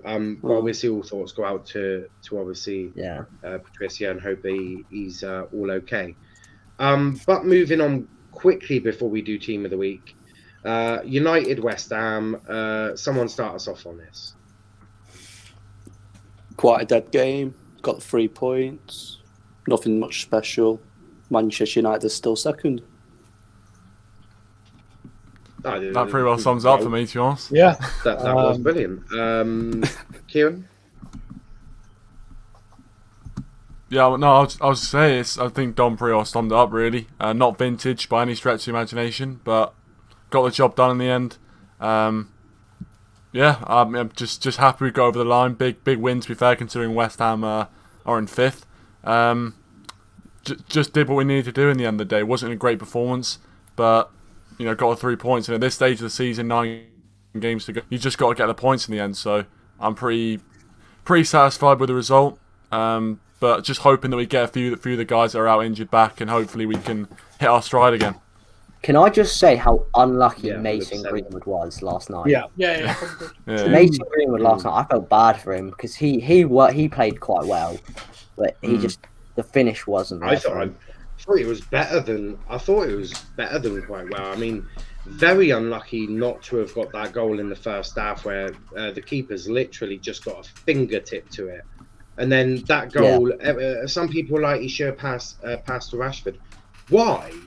Right, he's more than capable of hitting a shot with his left bloody foot. He had every right to take that shot, and he's unfortunate he hit the bar, hit the post. Why was Rashford playing? To be fair.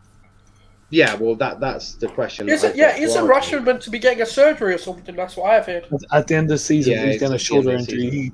He probably will not be going to the Euros because United can't sacrifice. No, he can still play. It's just that his surgery that he's going to have is booked for the summer. Yeah, but if he's injured, right, doesn't that affect him? Like his ability to play? Surely. Of course it does, but they'll be managing it the same way they're managing Lindelof's, which is going to be via injections. They'll just it's a horrible thing. It's a horrible way to be having to deal with it, but unfortunately, it is probably the only way they deal with it.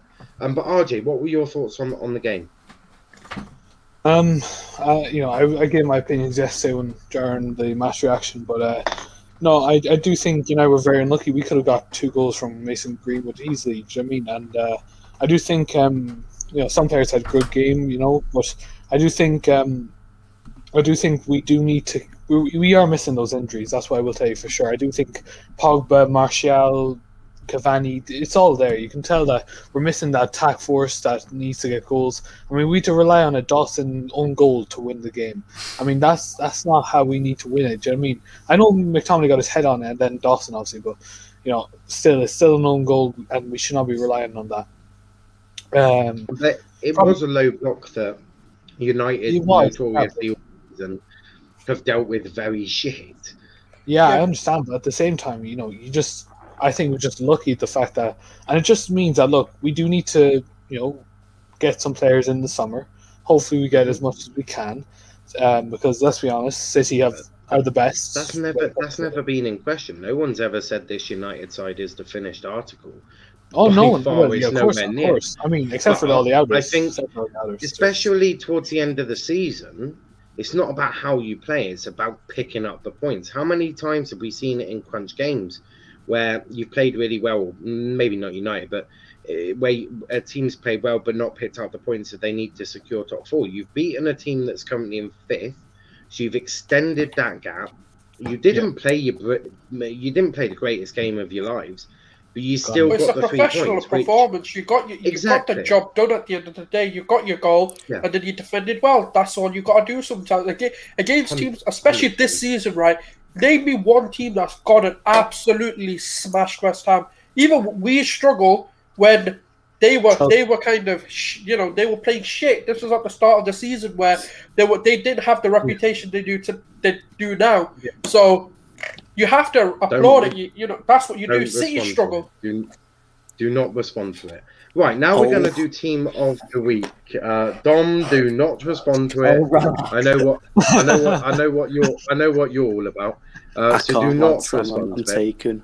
Can I just suggest, right? I want to do a new formation because 2 of the players I think should go in there. A 4-4-2.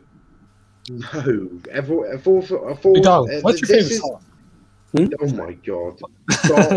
Stop! What was that? Stop! Never mind. Stop! No, what's my you favourite don't need song? to know. Oh my god! Yeah, sure. We'll go with favourite song. What's your favourite song? Don't have one. Oh, okay, excellent. The Master Plan Oasis. Master Plan Oasis. I swear it's gonna be like Friends with Benefits with this shit you're in right now. Oh wow! God. Oh wow! All right, let's get back to football. We can discuss. Yeah, no, I'm sorry. Every time I come on this stream, man. Every time. Well, it's not my fault. I've said nothing. All I'll say is, if Dom stays for longer than 2 seconds in the back room, you can ask him then. But everyone, starting with RJ, who is your goalkeeper of the week? And no, you can't say Henderson. He barely had anyone shooting it. For me, I didn't watch many games this week, but judging by what the game I did see, I probably have to give it to Fabianski. I think he was very good against United. He had a lot of work to do. Maybe people have better suggestions, but he had a good week. Look, Dom, you're putting your heads over your head. No, it's not about that. Oh, the comment. Oh, yeah, I saw the comment. Don't worry. Oh, no. Like, Kenny, are you all right, mate? Like, No, sure? Just ignore it. Carry on. Just carry on. Apparently, it's someone else impersonating him, but I've just banned them as well.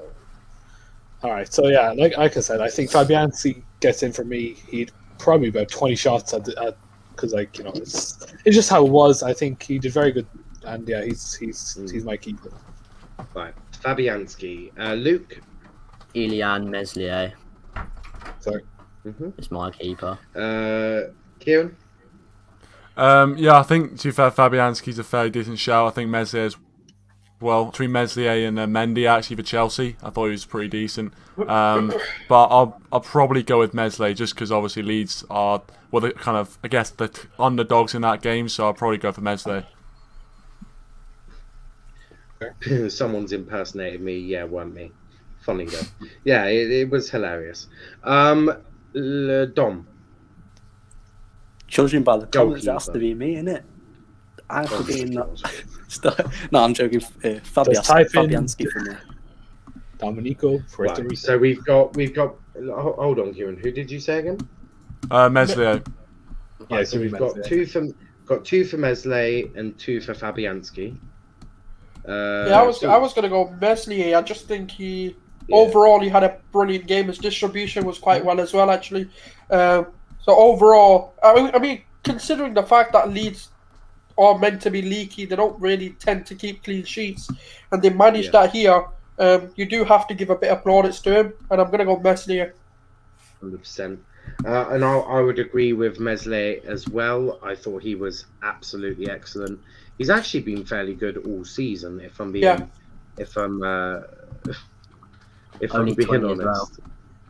But everyone watching, please smash the like button, subscribe to the channel with notifications on. Join our Discord server, which is got individual group chats.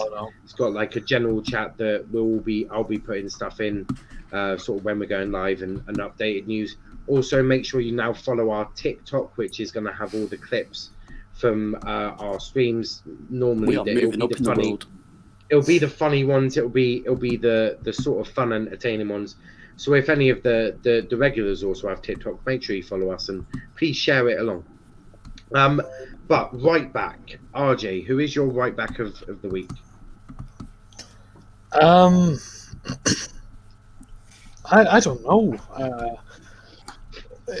Let's see what everyone else thinks. To be fair, because you didn't watch any games, that's why. I was very busy over the weekend. I'm sorry. Look, I'll try and I'm going to try and do the highlights now. Okay, I'm sorry. Kieran, Luke, what about you, mate? Oh, it's a difficult one for me because I can't. It's so hard picking there are a lot of defenders that I want to pick from, but I want to give first of all dishonourable mention to Matt Doherty because that was the worst performance I've seen a right back put in since Trent Alexander-Arnold versus Brighton earlier in the season. It was fucking disgraceful that performance that went in, but he was more of a wing back, but I want to say Castagno was quite good. Does he play on the left or does he play on the right? He plays everywhere. Yeah, pretty much. Yeah, but I think he played on the left though for them. And then if not Castagno, then I'll go for Cancelo. Cancelo, that's a good shout. Cancelo was good. Kieran? To be fair, I was about to go for Cancelo. I thought he was fantastic, to be fair. But again, it's one of those things where it's hard to pick because I go for Cancelo, but he didn't have that much to go up against, really. I mean, Fulham didn't put up too much of resistance, but he's been playing brilliantly at the moment, so I'd probably go with him as well. Yeah, that's a good shout. Dom? Before I do say my pick, I want to say that Sheffield from West Ham, he had a good game. But yeah, Cancelo for me. And Sauls? Yeah, I was going to go Cancelo as well because he helped them kind of break that deadlock against Fulham, putting in the ball to John Stones, who finished it brilliantly. And that obviously helped them then just kind of get more control of the game. So I do want to give it to Cancelo this week. 100%. And I will go for Cancelo as well. And RJ, going for Cancelo? Yeah, I agree with the lads. Just following the crowd, you know what I mean? I'm not going to say some wild thing like, Wan-Bissaka, let's go. But no, Cancelo, I mean, coming back from, Manchester Derby, I think this is a good performance for him. Right, 2 centre-backs. RJ. If you say Harry I have to say that if you say Harry Maguire, great game. Harry Maguire, I will come to Ireland. You know what? And 2-foot you myself. Come find me, boy. Come find me. I'm going to say that and Jamal Lascelles. I think he had a good game. He got the last-minute goal for Newcastle. Yeah. I think no, because like you said, you have to step up for your team, and Newcastle need that point more than anything. So I do think Maguire and Lascelles. So. Arsenal boys, I'm begging you not to put. Nah. Right, lads, you know what to do. Maguire in, boys. Maguire in. Luke, please, for the love of God, who are you putting in? Mute. Don't mute him. Listen, what's this about? I swear last week, RJ was all like, oh yeah, Maguire and Lindelof. We won the derby and our centre-backs played well, so I'm going to give but you didn't beat, City. I'm sorry. You bet some... I thought actually... You lost 6-1 to Tottenham. What are you talking about? I thought yeah, Gabriel... but where are you in the table? Come on. What does that have to do with centre-backs? One minute. I thought Gabriel had a good game, actually. Yeah, so that is actually a shout. So RJ, salute. mute yourself, yeah? Thank you. Let me I'm going to say... Gabriel gets in there. That's for sure because he played excellently and he made a very clutch clearance off the line. Yeah. And I'm actually going to go. Yeah, that last chance where he's basically headed it away. That was. Yeah, Kane hit the post. His free kick hit the, and I think it was Sissoko actually right after it just went in. And my other centre back's going to be Ezri Konsa from Villa because I thought he was really good for them as he has been this season. So my choices are Gabriel and Konsa. Right. So, Kieran. Quite a lot of good shouts this week. I think obviously John Stones probably has to get a mention for his goal again. He's in very good scoring form. But to be fair, I'm probably gonna have to put Lascelles in just because you could argue that his goal probably meant more to his team. Especially because it's obviously relegation battle, captain stepping up, so I think Lascelles has to go in there. And thing is, I actually think Maguire's a good shout. My only thing with that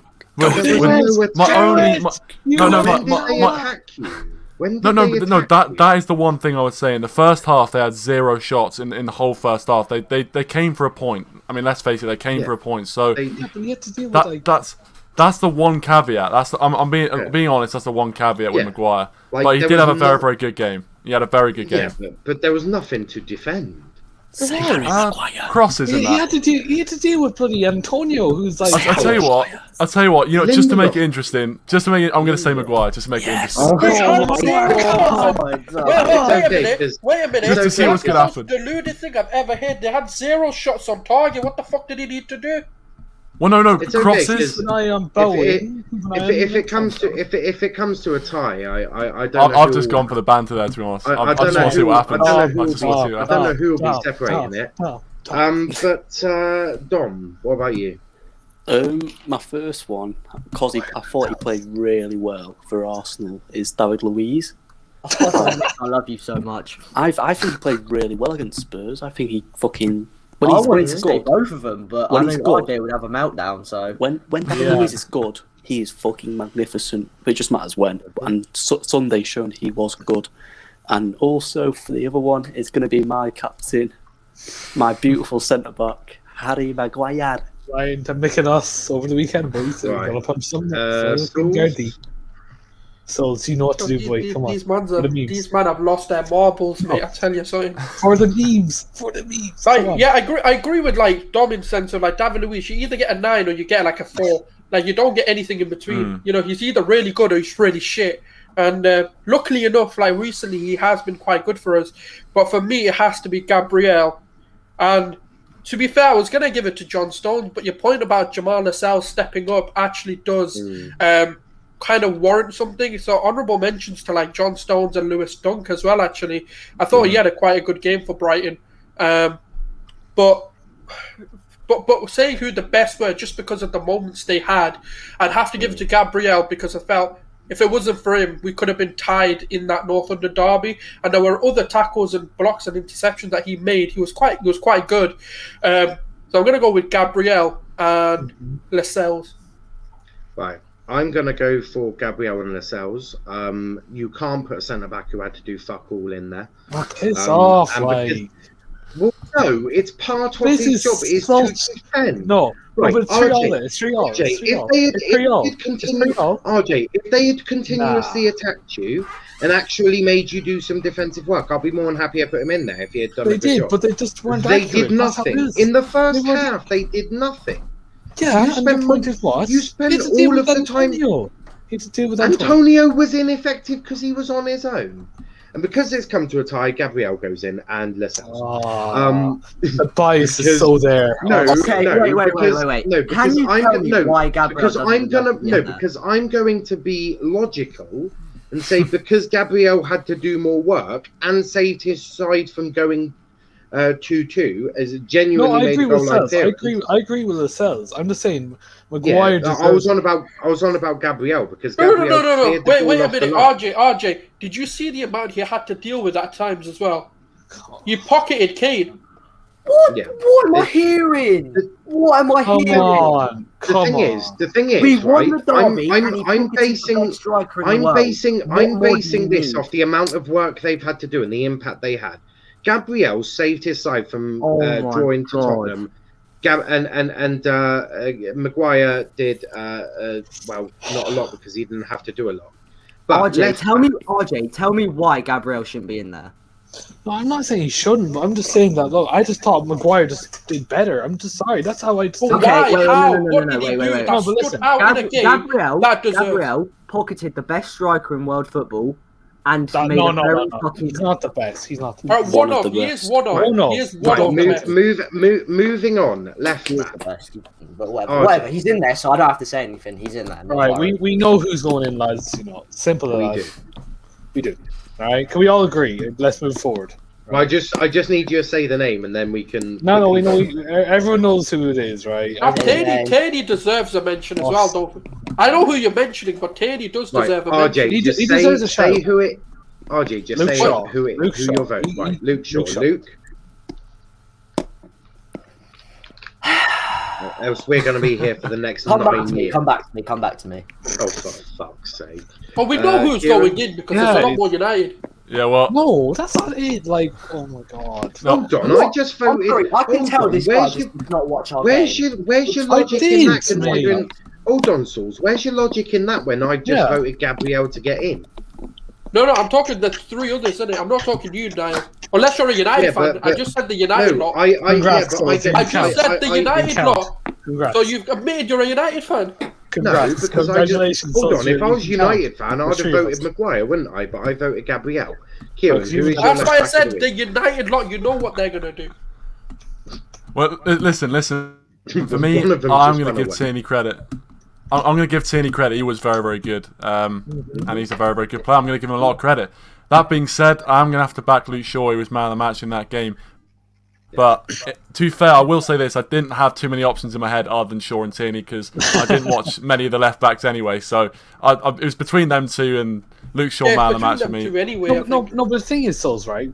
None of us said that he did bad. We're just saying that Luke Shaw did better. That's what we said. We all rated Tierney. Luke, who did you vote for again? I say come back to me. Oh, come back to you. Sauls, who are you voting for? I'm going Tierney. Right, so it's 2-1-2. Oh my! This is going to get on my nerves. This is going to get on my nerves because it's so clear that I just feel like he just doesn't watch us play. I do. Look, you just made him watch one game this weekend. Tell me man to man that Tierney had a better week than Shaw. Tell me man to man. Did he have a better game? Yeah. Bro, he had their right back on fucking ropes. Who gives a shit? Matt Doherty goes up, backs down, went home with literally every Kieran game. and had to spend the whole week Firstly, he did his job. Secondly, man got an assist as well. Yeah. So what's your Luke, problem with Shaw? He got the assist as well. No, he didn't. Right, Luke, everyone stop. We're going to be here. Right, we are going to be here until 2054, still deciding left backs if we carry on. So, Luke, who is your vote going to? Kieran Tierney. Don't need to say anything else. So 2-2. Dom, who are you voting for? Why did you just put me on the spot, Luke? It's Arsenal. Tierney had a great game on Sunday, right? But Luke Shaw, I'm going to have to go with him. I'm not saying Tierney doesn't deserve it, but for Luke Shaw to go and do it once again at left back, to be another consistent performance, another great performance. So yeah, Luke Shaw. I'm so sorry, Arsenal fans. It's all right, Dom. Right. I could never be angry at you. And for me, it's really close because I thought both of them had exceptional weeks, and I thought both of them played very well. I'm just going to go for Luke Shaw because I thought he was a little bit more, not even a little bit. You can't really pick between the two of them. I just think Luke Shaw was more noticeable for United, mainly because I thought maybe their players weren't as good as some of Arsenal's.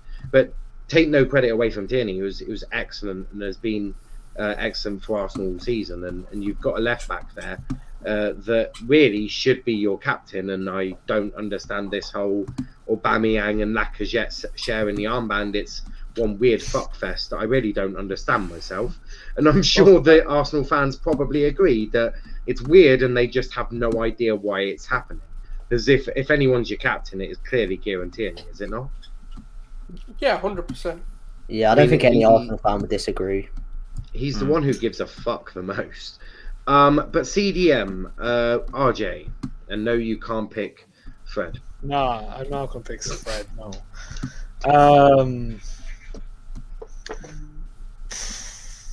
I'm trying to figure out who to pick. Yeah, move on to the lads for now. I'm actually analysing everything.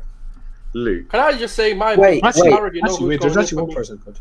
Wait, is this all three or just one midfielder? Just the one CDM, like a defensive minded. I don't know, because I want to put him centre mid, but... No, I know who you're putting. I know, yeah, he'll go in centre mid. Yeah, okay.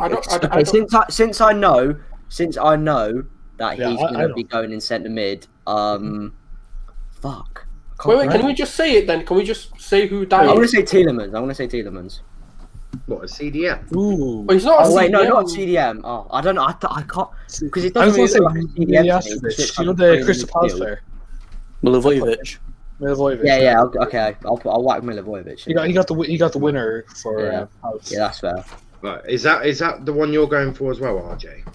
Yeah. Sorry, I was just looking through the games and I remember watching. Okay. So. Kieran. I mean, for me, I think Milivojevic is a great shout. I was thinking about potentially Basuma as well for Brian, but I think on balance, Milivojevic got the winning goal in the end, the decisive goal. So I'm happy to go with him. Sauls? Yeah, I'm not gonna put the guy originally. I don't think he's much of a CDM. He'd be a liability there. But for that reason, I'd go with Luka however you say it, Milivojevic. Right, Dom? Yeah, I can't really think of another defensive midfielder except maybe Basuma, but yeah, Milivojevic is going in. I would have actually probably gone with McTominay. I thought his movement was not for me personally. What about Declan Rice? How about you all say why you picked yours, so I'll get to say what I wanted to say about McTominay. I thought his movement was excellent.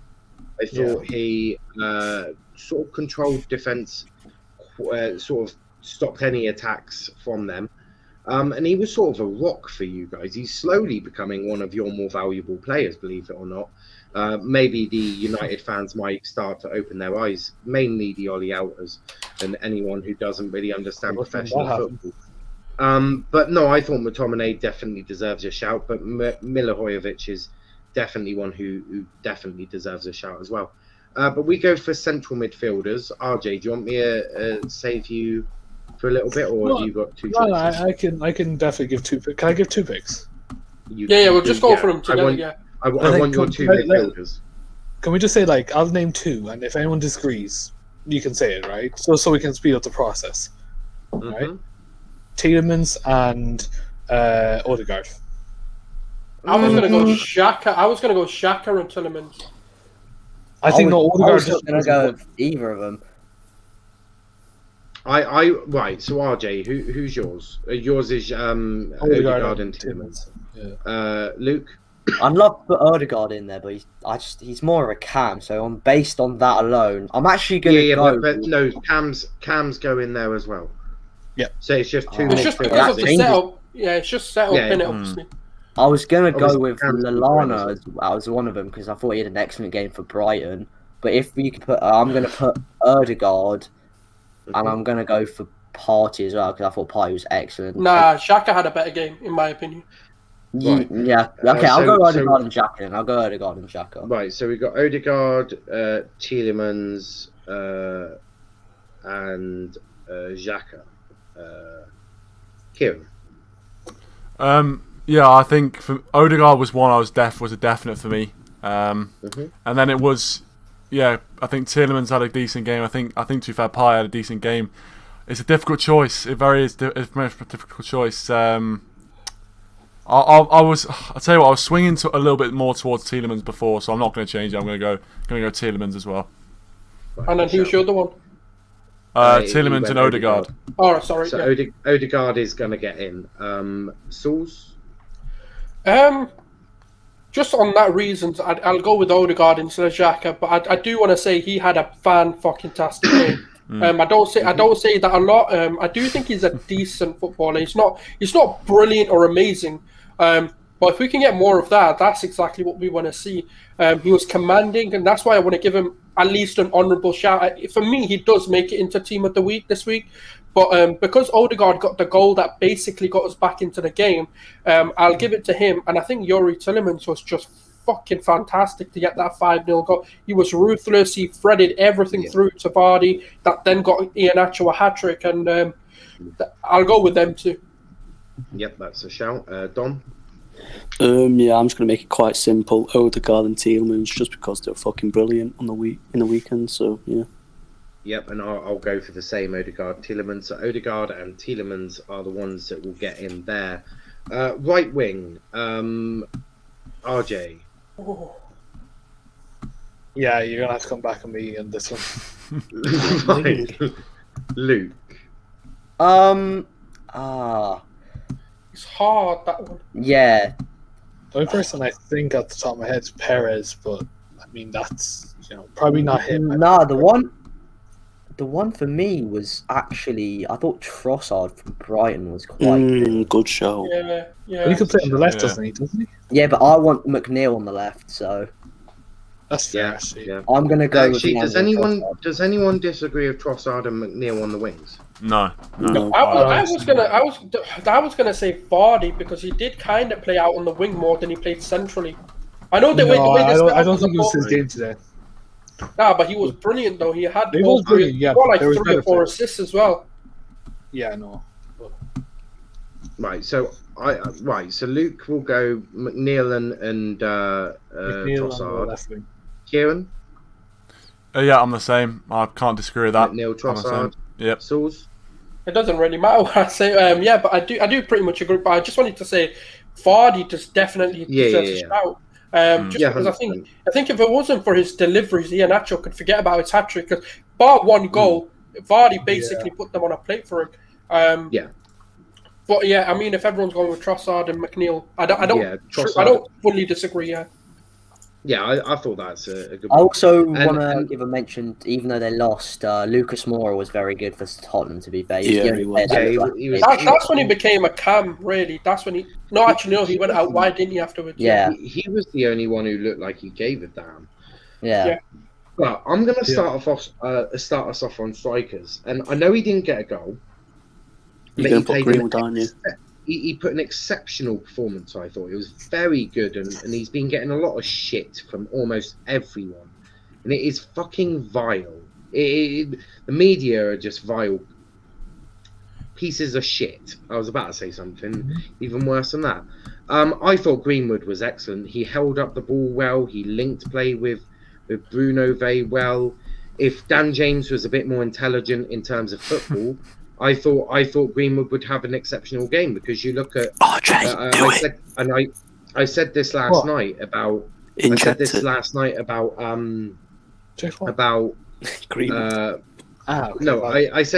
night about Greenwood, that he wants to be interchanging with players. Look at him and Bruno. When Bruno goes into a striker role, Greenwood now drops back into that cam. As you saw it with Diallo on Thursday night, when Greenwood would go over to the right, Diallo would go and fill the gap in the centre. Greenwood likes moving. It's one of his better parts of his game. So I think Greenwood definitely, for me, is striker of the week. RJ. Yeah, no, I 100% agree. I also want to give some shouts. I do think Iheanacho deserves a shout. Obviously, hat-trick, only hat-trick of the week. I also want to give a shout to... hold on, I'm going to mute you for a sec. Give a shout to Troy Parrott, who scored against Plymouth on the weekend. Screw you, Niall. Screw you. I told you. This is Premier League, not rejects of the Premier League. Yeah, but look what's behind you, though? Yeah, but you're RJ, I'm going to call you out on this. Your standards of Ireland are fucking bullshit. No, we believe in our players. We believe in our players. They are beyond, like, literally, they're below the basement. Like, Troy Parrott scored 1 goal all season against one of the world's shittest. That's the thing. We're passionate about our players. We're passionate about our players. Like, I know you're not. Delusional might be the better word to put. But right, 2 votes for Greenwood. Luke, who's your vote for striker? As much as I want to give it to Mason Greenwood, because I fucking love Mason Greenwood, I think he's a fantastic footballer. You can't overlook Iheanacho. A hat-trick and a brilliant overall performance. You can't really overlook that, so I'm going to give it to Iheanacho. I would have given it to him if he weren't playing Sheffield United, if I'm being brutally honest. Since Wilder's left... That's the wrong way of thinking about it. No, but there does need to be context. He's playing a team that look like they've given up. They look like they're not even. There's no words to describe what they're doing. They look like they're finished. I know you can only beat what you're playing ahead of, but Greenwood's having to play against a top West Ham side. Let's not get it twisted.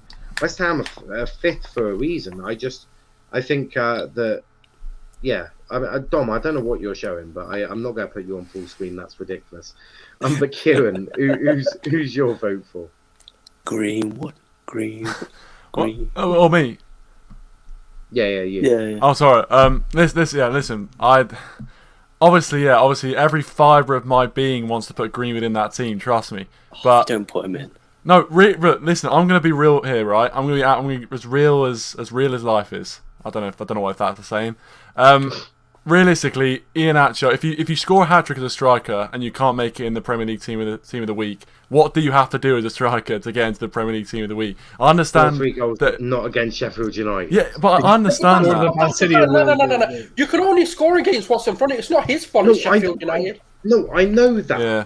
But I just think I've given it to Spurs players, even though they've played against dog shit that they should have been beating.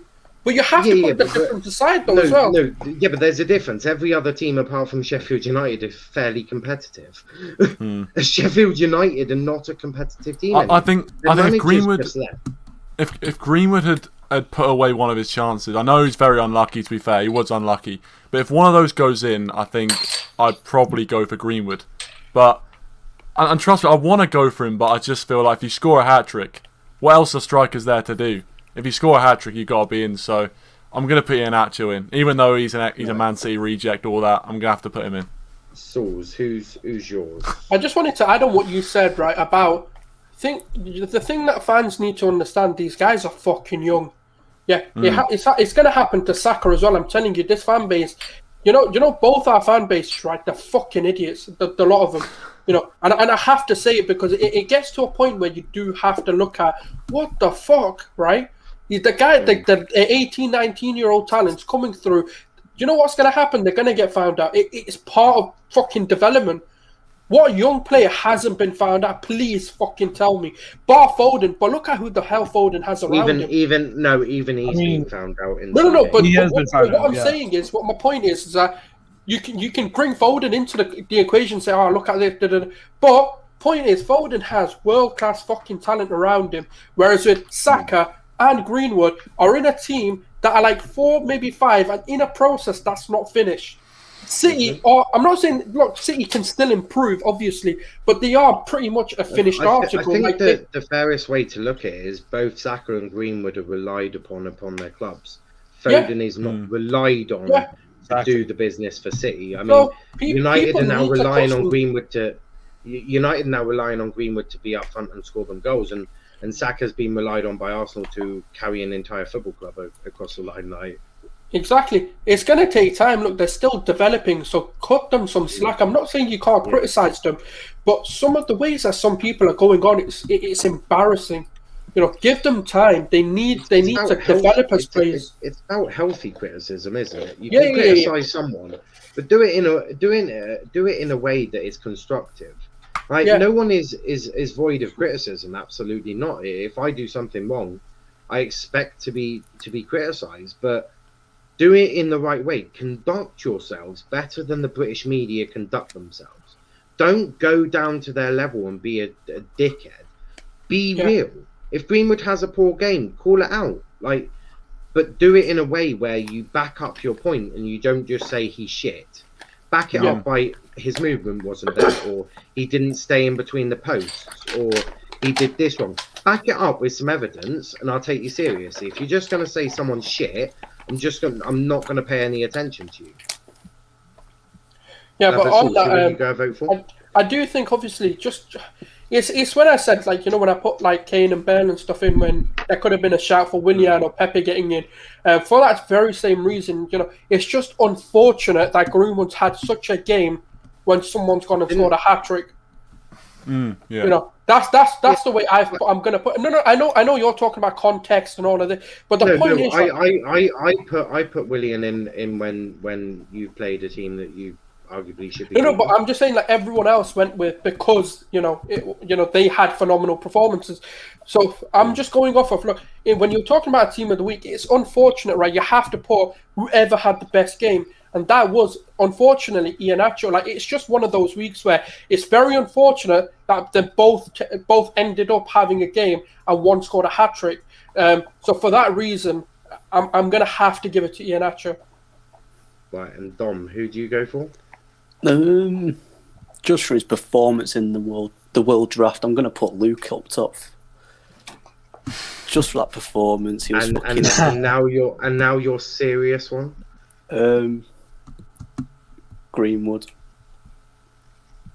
Right, so it's 3-3. I'll look to the comments.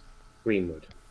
So I don't know. How do we want to decide this? Do we decide it via comments, or do we just put Lascelles in because obviously how important he was to the way. But no. Lascelles. I want to make it clear. Lascelles was already in. I fought to put Gabriel in there. And then when I say fought, I just overruled all the United fans, basically. Let's just put Greenwood in. Let's just do it. I'm happy with both. There's a comment saying Greenwood. There's a comment saying Greenwood, and I fought for Gabriel. So I mean, just make it fair, and that way I don't get accused of God knows what. By the way, Nuno's issued a statement. We just had an update on Rio Patricio, and he said apparently he's okay. Awesome. That's good. That's good here. Yeah, well, I just thought I'd let you know as an update came through. Yeah, no, I appreciate that. So that is the team of the week. A very strong team of the week, and it's good to see some of the smaller clubs getting their players in, like McNeil and Trossard. I like to see even Lascelles and Mezir, some fresh faces in there, and Greenwood as well. He didn't get the goals, but I thought his performance was probably on par. And hopefully, obviously, he's been called up to the under-21s for England. Yeah. Hopefully getting some goals under his belt. And yeah, let's just hope that for the sake of him and for the sake of young talent, he's slowly getting into some form again, and maybe he's adapting to being a striker a bit. It's not exactly something you can do overnight when you've been playing right wing. It's, for example, it's like asking Saka to go up front. He would need time to adapt. It's not Football Manager. They don't just have right wing and striker and they can play in both. If you're going to move someone, because obviously he started as a striker as a kid and then got moved to the right, like, you know, it's not. Yeah, but most of his sort of professional Premier League career has been on the wings, whether that's on the right or the left. So obviously he's never played professionally down the middle. Yeah, exactly. It's the same with Martinelli. It's the same situation with Martinelli. Unfortunately, Martinelli's been used on the wing, but Mikel and like Arsenal and to a degree Martinelli himself wants to be down the middle. It's just going to take a bit of time. Yeah, I totally agree with you, and I think Martinelli's a baller as well. It's good to see these sort of young talents coming through. It's nice to watch. But we need to pick a. Yeah, it's nice to see. Yeah, this is the hard one. Yeah, these are the two hard ones.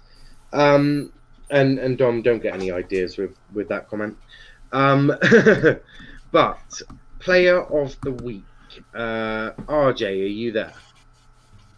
I am. I don't know. I think I'd give it to Odegaard. Odegaard. Wow. All right. Nice.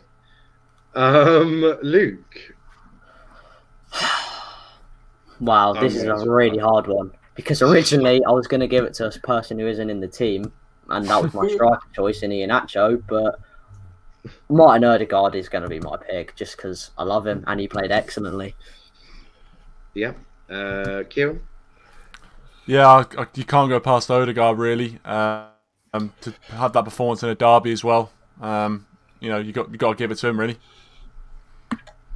I would have given it Gabriel. I'm just chucking it out there. I thought he was vital for I was.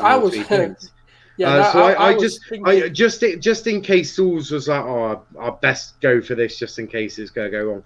I actually say Gabriel. I think, don't get me wrong, Odegaard had one heck of a performance. I just think Gabriel has saved your club 3 points, and he's actually turning into a very good centre back. Yeah. And building a partnership with David Louise, which I never thought I'd utter the words David Louise building a partnership, but it seems to be working quite well actually. But Sauls, who's your vote? I get what you're saying, Dan, about the Gabriel, and I was thinking about it was between Gabriel and Odegaard for me. But the reason why I'm going to give it to Odegaard is because there wouldn't be 3 points to save if it wasn't for Odegaard. You are a disgrace. Get him out of the club. No, but I think when Odegaard scored his goal, it meant we could come back and our heads wouldn't drop too much. Because obviously with Arsenal, the longer you go without sort of scoring and coming back into the game, the longer our heads drop further. So for that reason, I'd give it to Odegaard this week. That's a shout. And Dom? Yeah, I'm going for Odegaard. Nice and sweet. Nice and simple. And the worst player of the week? Oh, there's only one player for me. Yeah, there's only one player everyone should be saying.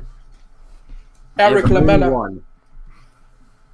But then say Eric Lamela. Well, actually, no, he was one of the best players of the week, to be honest. When he went off, he actually looked better. So he's done his club a service. It probably makes knobhead of the week. It's Yeah.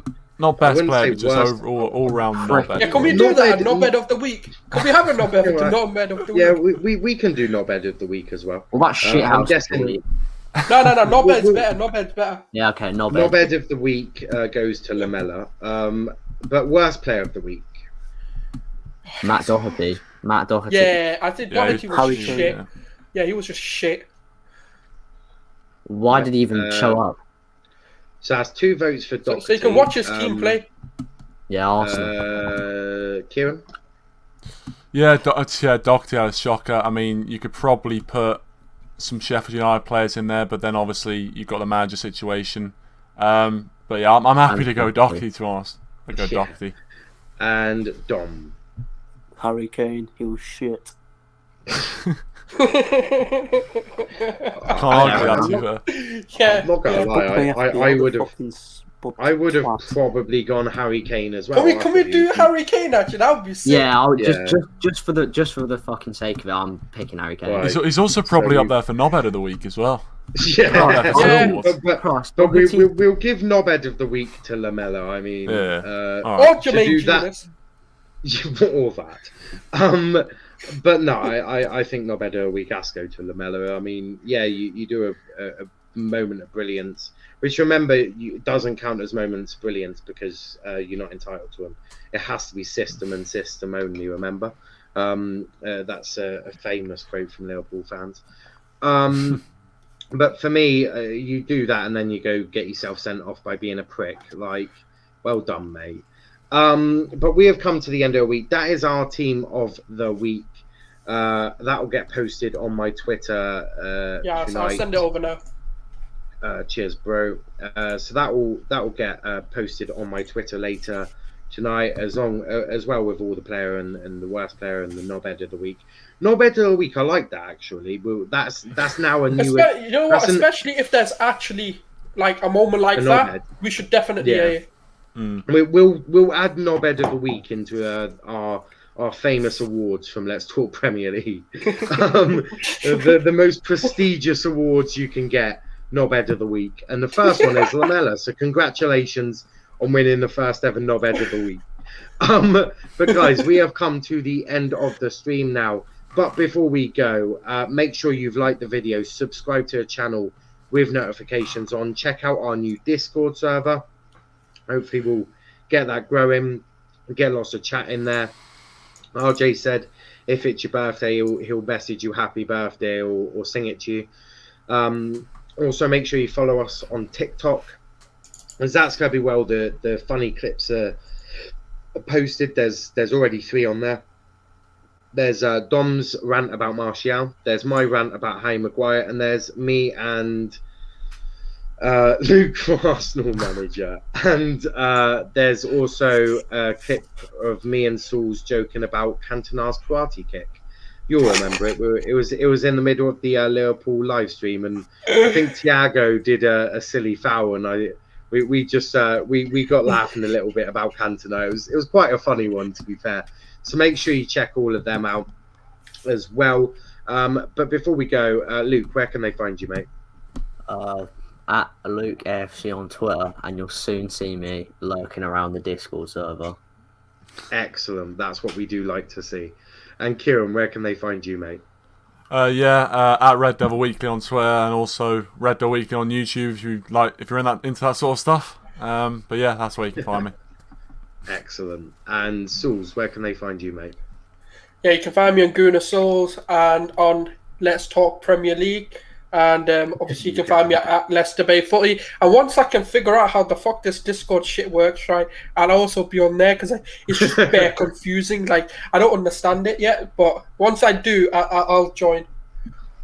Excellent. And Dom, where can they find you, mate? Oh God, you can find me at... Not your Snapchat. Where can they find you? You know, Dom9919 on Snapchat. And United_one on Twitter. You can also find pictures like this. I don't get this guy. I don't get him.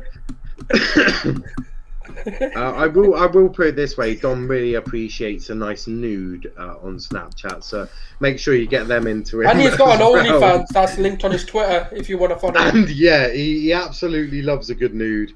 He may even respond with one if you're lucky. He also does have an OnlyFans, so make sure you check that out as well. He's also in Bruno's back garden. But no, Smoky Martial's good stuff. But no, everyone, thank you for joining in. Big thanks to all the regulars. These weekly review shows, we need to find a way of cutting these down, because they're like all above 2 hours. Do you know what? It was going so well until we started talking United and Arsenal. Believe it or fucking not. There's something wrong there. Actually, it might have been when RJ stepped into the building. I'm just going to say that. But we do love a bit of RJ, because he does make it entertaining. But everyone, thank you for watching. We'll be back at some point soon. I'm hopefully going to do a Gooners show either tomorrow or Wednesday. So I need to discuss with the boys when they are available. But hopefully that will be here for tomorrow or Wednesday, because there's not really any big clubs playing. I mean, Man City are playing, but who really cares? They have no fans anyway. And Charlie is so going to kill me for saying that. But everyone, thank you for watching. And until next